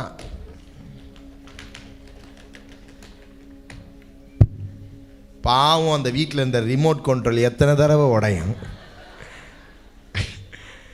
அந்த ஏர்கான் ரிமோட் இல்லாமல் ராத்திரி நேரத்தில் எவ்வளோ கஷ்டமாக இருக்குது தெரியும். எல்லா ரிமோட்டையும் உடைச்சிட்டேன். ஏன் உன் போன உட iPhone 16 Plus. சிலருக்கு சில மூஞ்சில் குத்த முடியல, போய் ஃபோனை உடைப்பாங்க. பக்கத்தில் தட்டி சொல்லுங்கள், பெட்ரா என்னையோட வீட்டில் ஆடுறதெல்லாம் நிப்பாட்டிடணும். நான் உங்களுக்கு எல்லாம் சொல்கிறேன் பாருங்க. யாராவது ரொம்ப கோவக்காரங்க அப்படின்னு உங்கள் வீட்டில் இருந்தாங்கன்னா அவங்கள என்கிட்ட கூட்டுவாங்க. நான் என் கைப்பட சுவிசேஷ அறிவிக்க கூட்டு போகிறேன்.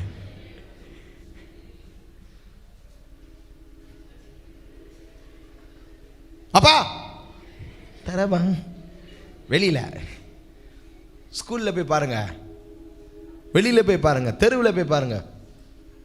அப்பா அப்பா அப்பா அப்பா இது தேங்கோ தரவாங்க தரவாங்க saya cuma tengok saja. Oh tengok, okay okay okay. அப்போ ஏன்டா இவ்வளோ பில்டப் உனக்கு? பைபிளை தூக்கி காட்டுங்க வெறிய. என் தேசம் இயேசுவை காண வேண்டும். என் தேசத்தில் இயேசுவை உயர்த்தி நான் செத்தாலும் பரவாயில்ல, என் வீரத்தை, என் விளையாட்டுகளை அங்கே காட்டணும். அப்படிதான் நமக்காக எல்லா அப்போஸ்தலர்களும் மரித்தாங்க. உங்களுக்கு தெரியுங்களா? எல்லா அப்போஸ்தலரும் கோபக்காரங்க தான். அவங்க கோபத்தை எல்லாம் சிலுவையில் அரைஞ்சிட்டு அவங்க வைராக்கியத்தை, சுவிசேஷத்தை அறிவிக்கிறதுல வைத்தாங்க. கை உயர்த்தி அல்லேலூயா. நான் ஜெபிக்கிறேங்க இன்னைக்கு காலையில், உண்மையான கோபக்காரர்களை ஆண்டவர் எனக்கு எழுப்பி தரணும்.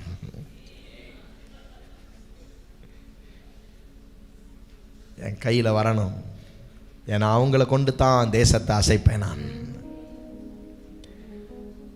தெரியுமா? பெரிய சைஸாக இருப்பாங்க, பார்த்தீங்கன்னா ஓய் சிஸ்டர் அப்படின்பாங்க. பார்த்துருக்கீங்களா? அவங்கள பார்த்தாலே பயமாக இருக்கும்.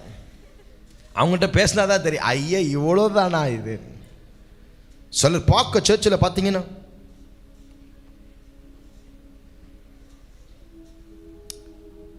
ஒன்றுமே இல்லை, கோச டப்பா, ஆனால் மூஞ்ச பார்த்தாலோ நடக்க. இவங்களை யாரோ என்னமோ சொல்லியிருப்பாங்க, அந்த அன்னைக்கு பார்த்தீங்கன்னா அவங்க நட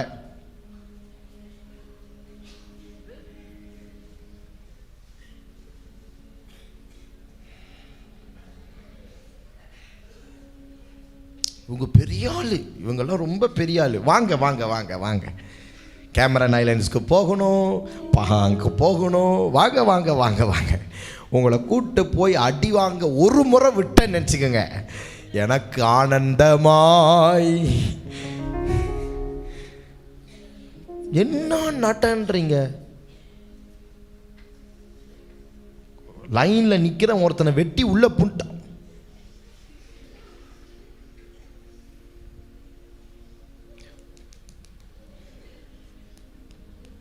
பார்த்து வாட்ச் உடஞ்சிட போதே கோவம் வருது. ஜேபிஎன் ஆஃபீஸில் போய் கல்யாணம் கட்டும்போது 40 நம்பருக்கு உட்காந்த. எதுக்கு? மறானாலே 2 பேர் முடி இழுத்து போட்டு சண்டை போடுறதுக்கு. அந்த ஜேபிஎன்ல போய் எத்தனை நம்பர் காத்திருந்த? ஆசாசையா நம்பரை கேட்டு வாங்கி கையெழுத்து போடாதடான்னு சொல்ல 2 பேர் கையெழுத்து போட்டு மறானாலே முடி இழுத்து போட்டு சண்டை. அங்க ஒருத்தங்கிட்டையும் மூஞ்ச காட்ட முடியல. ஏய் யூ மா ரெஜிஸ்டர் கா மாவு ஓ மாவு பாங் மாவுச்சே துங்குலா துங்குச்சே சையா மஸ்தி துங்குச்சே. காடியில் ரோட் டேக்ஸ் இருக்கு, லைசன்ஸ் இருக்கு, எல்லாம் இருக்கு. அவன் தட்டினானோட கை காலெல்லாம் நடுங்குது. அக்காக்கு அண்ணனுக்கு இவ்வளோ பயம் இருக்கு. எதுக்கு வீட்டில் சும்மா வெறிய வீராப்பு மாதிரி சண்டை, சேச்சில் சண்டை. பக்கத்தில் பாருங்க, இனி உன் விளையாட்டெல்லாம் நிப்பாட்டி ஒரிஜினல் ரவுடியை கொண்டு வந்துடுவேனுங்க. பிரைஸலா யோசிச்சு பாருங்க. இலங்கையில் இவ்வளோ பெரிய துப்பாக்கி 5 பேர் எங்களை சுற்றிட்டாங்க. ஜாயல் தாமஸ் ராஜ் பெரிய ஊழியக்காரர், அவரும் நானும் சிரித்தோம் பாருங்க. இந்த கூட்டெல்லாம் முடிஞ்ச பிறகு அவர் சொல்கிறாரு, பாஸ்டர் எங்கள் அப்பா இவ்வளோ பெரிய பாஸ்டர், ஆனால் எங்கள் அப்பாவுக்கு கூட இந்த பிஸ்டோல் வரல பாஸ்டர்.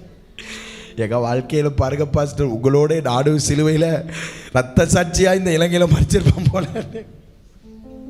அந்த பிஸ்டோல்லாம் உங்கள் முன்னுக்கு நீட்டினா என்ன பண்ணுவீங்க? இன்னையோட இயேசுவும் வேண்டாம், பெட்ராவும் வேண்டாம், இந்த மோசே மெல்கிசேதேக்கு யாருன்னே எனக்கு தெரியாதுன்றவீங்க. பக்கத்தில் ஒரு குத்துங்களே பார்க்கலாம். குத்த சொன்னேன், குத்துங்க ஒரு குத்து.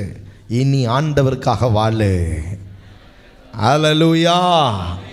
சும்மா பருவத்தை தூக்கக்கூடாது, சும்மா இப்படி செய்யக்கூடாது, சும்மா அப்படி நடக்கக்கூடாது. உங்கள் விளையாட்டெல்லாம் எங்கே நடக்கணும்? இன்னைக்கு 30 பேரும் வெளியில் ஆடுவீங்க. இந்த வெயிலில் போய் இயேசு என்கிற நாமத்தை உயர்த்துங்க. அவருக்காக வாழுங்கள், அவருக்காக மறியுங்கள், அவருக்காகவே எல்லாவற்றையும் தியாகம் செய்யுங்கள்.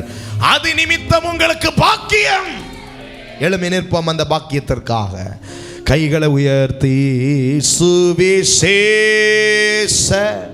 பாரம் ஒன்றே என் இதய துடிப்பாக மாற்றும். கேட்போமா? 2 கையை உயர்த்தி சுவிசேஷ என் இதய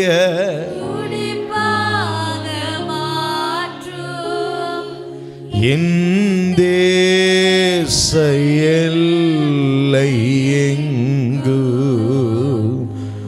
இந்த நாமம்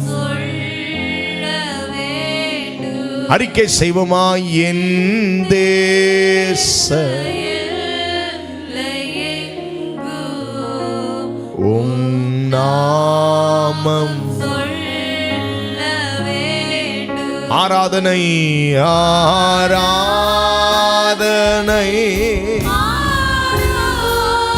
We worship you Jesus.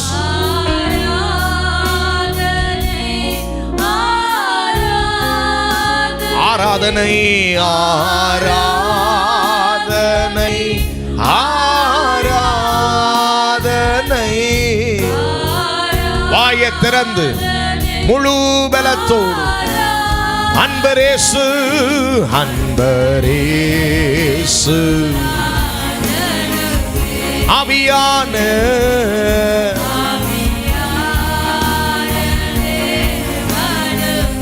Anbarasu Anbarasu ஆவியான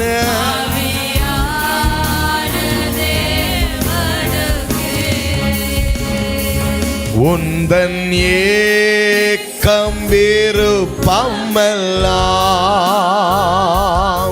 என் இதய துடிப்பாக. ஆசையா கேட்போமா? ஏக்கம் விருப்பமெல்லாம்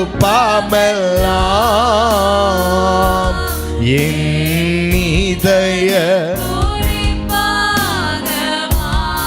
என் ஜீவநாட்கள் எல்லாம் ஜெப வீரன்.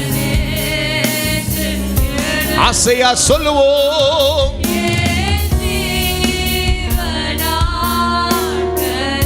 ஜெப வீரன் என்று, ஜெப வீரன் என்று ஆராதனை. Worship the living Lord. ஆராதனை, ஆராதனை,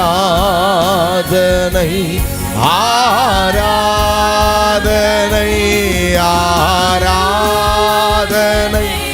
ஆராதனை, ஆராதனை அன்பரேசு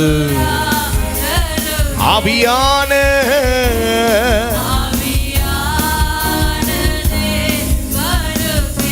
அன்பரேசு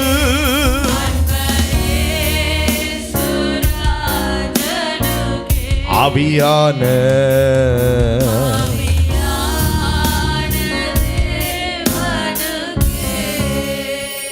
ரெண்டு கையை உயர்த்துவோம். ஆண்டவர்கிட்ட கொஞ்ச நேரம் உங்களுடைய இருதயத்தை திறந்து பேசுங்க. ஆண்டவரே, நாம் பெற்ற ரட்சிப்புக்காக ஸ்தோத்திரம். என்னை தெரிந்து கொண்டதற்காக நன்றி. நான் அடைந்ததை பிரதானமாக நான் ஜனங்களுக்கு ஒப்புவிக்க என்னை நம்பி நீர் சொன்ன வார்த்தைகளுக்காக நன்றி. என் மேல விழுந்த கடமைக்காக நன்றி. என் மேல விழுந்த பொறுப்புக்காக நன்றி.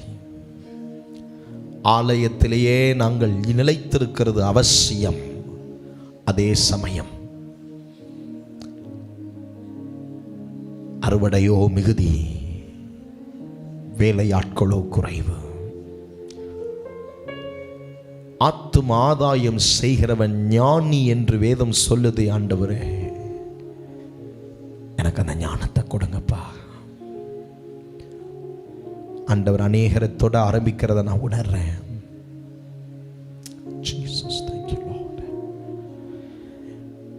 சுவிசேஷத்தினுடைய வல்லமை எனக்குள்ளே கிரியை செய்யட்டும் ஆண்டவரே.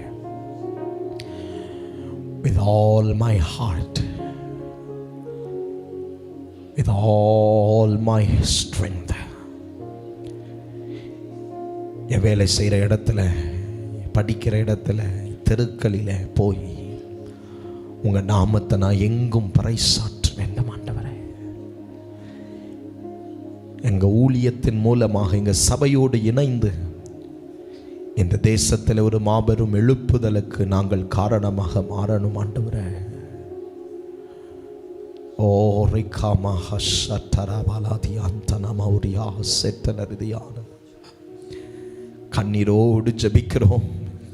எங்களுக்கு அந்த கிருபையை கொடுங்க. எங்களுக்குள்ள ஒரு பயம் இருக்கு, அந்த பயத்தை அகற்றுங்க. எங்களுக்குள்ள ஒரு வெக்கம் இருக்கு, அந்த வெக்கத்தை அகற்றுங்க. எங்களுக்குள்ள ஒரு திறமை இல்லை, அதை எங்களை விட்டு அகற்றிடுங்க.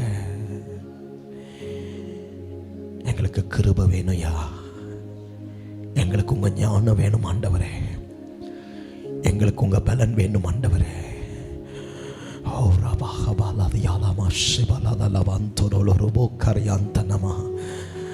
எங்களுக்கு உங்க வல்லமை வேணும்.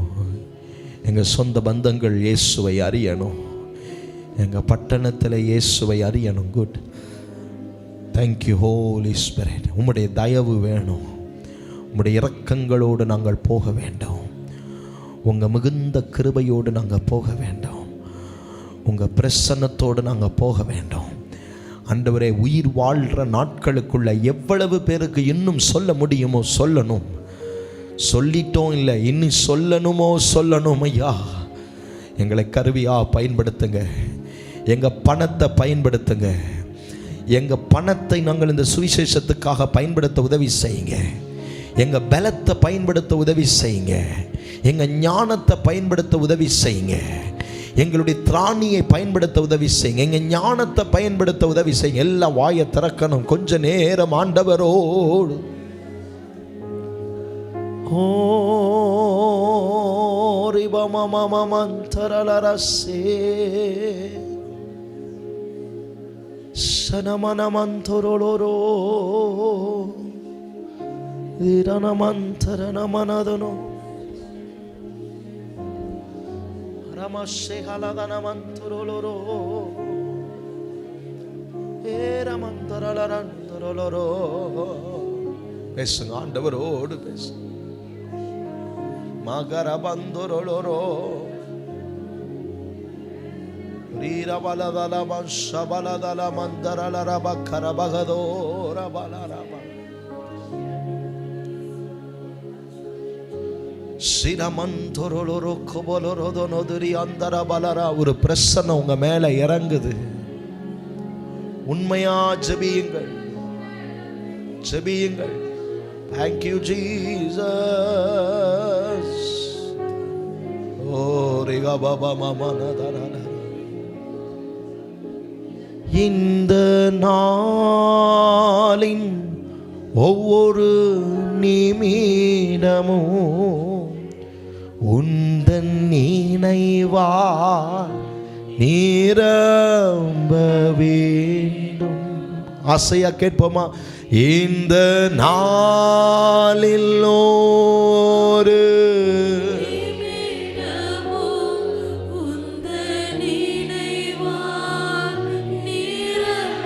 சுவிசேஷம் சொல்ற அத்தனை பேரும் என் வாயின் வார்த்தை எல்லாம் பிறர் காயம், என் வாயின் வார்த்தைகள் எல்லாம் வார்த்தை எல்லாம்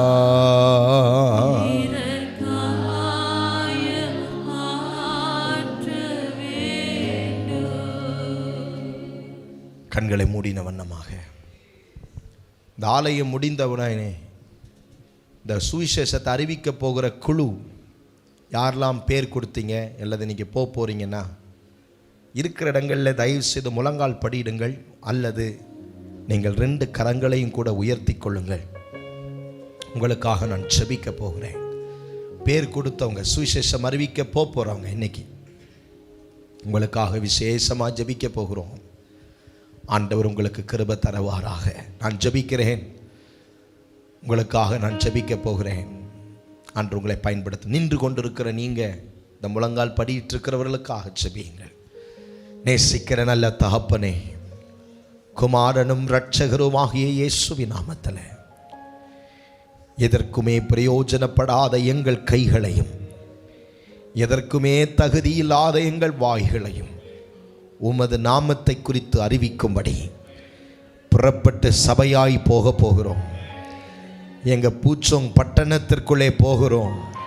எங்கள் பூச்சோங் பட்டணத்திற்குள் கிரியை செய்கிற எல்லையின் ஆவிகள், எங்கள் பூச்சோங் பட்டணத்திலே கிரியை செய்கிற விக்கிரகத்தின் ஆவிகள், எங்கள் பூச்சோங் பட்டணத்திலே கிரியை செய்கிற வலு சர்ப்பத்தின் ஆவிகள் எல்லாம் பலவான்களை, இருளின் பிரபந்தத்தின் அந்தகார லோகாதிபதிகளை இயேசுவின் நாமத்தினாலே நாங்கள் முந்தி கட்டுகிறோம், முந்தி கட்டுகிறோம், முந்தி கட்டுகிறோம். கர்த்தாவே, சபைக்கு திறந்த வாசலை திறந்து கொடுப்பீராக. கர்த்தாவே, தைரியமாய் சுவிசேஷத்தை பிரசங்கிக்க உம்முடைய கிருபை இந்த ஜனத்து மேலே இறங்கி இருப்பதாக. தேவனே, யாரை யாரை சந்திக்கிறார்களோ ஒரு யூதனுடைய துணிக்கையை பிடித்து 10 புறஜாதிகள் வருவார்கள் சொன்னீரே, அப்படியே வருவார்களாக. இந்த ஆலயத்தில் வந்து ரட்சிக்கப்படுவார்களாக, ஞான ஸ்நானம் எடுப்பார்களாக, உம்முடைய வருகைக்கு ஆயத்தமாவார்களாக. தேசத்துக்குள்ளே போகிறோம் ஆண்டவரே, இந்த வருஷத்திலிருந்து போய்கொண்டே இருக்கிறோம் ஐயா. கர்த்தருடைய கரம் எங்களோடு பலமாயிருப்பதாக. போகிற அத்தனை பிள்ளைகளுடைய வாகனத்தை வேலி அடையும், பிள்ளைகள் போகிற அத்தனை பேருடைய சரீர சுகத்தை வேலி அடையும். ஊழியத்துக்கு போகிற ஒருவருடைய வாகனம் விபத்தடையாதபடி, பலவீனம் அடையாதபடி, சரீர சுகவீனம் வராதபடி, பிசாசின் தாக்கம் வராதபடி, வெயிலினுடைய உஷ்ணம் தாக்காதபடி கிருபையின் நிழல்ல மறைங்க, கிருபையின் நிழல்ல மறைங்க, கிருபையின் நிழல்ல மறைங்க, கிருபையின் நிழல்ல மறைங்க. போகிற அத்தனை பிள்ளைகளையும் தேவனுடைய ஊழியக்காரனாய் உள்ளத்தின் ஆழத்திலிருந்து ஆசீர்வதிக்கிறேன். உன் கிருபை உன் பிள்ளைகளோடு இருப்பதாக. பாதுகாத்து கொள்ளும். நின்று கொண்டிருக்கிற சப மக்களுக்காய் ஜெபிக்கிறேன். தங்கள் பட்டணங்களிலே, தங்கள் இருக்கிற வீடுகளில், எல்லைகளிலே உங்க நாமத்தை குறித்து அவர்களுக்கு அறிவிக்கும்படியாய் கர்த்தர் வரும் நாட்கள் அவர்களை பயன்படுத்தவும் நான் ஜெபிக்கிறேன். வருகிற மாசத்துல எல்லாரும் இணைந்து போக ஆண்டவர் கிருபை பாராட்டும். இயேசு என்னும் நாமத்தில் ஜெபிக்கிறோம் பிதாவே, ஆமேன். விசுவாசிக்கிற அத்தனை பேரும் கரங்களை நல்ல பலமாய் தட்டி ஹல்லேலூயா, ஹல்லேலூயா.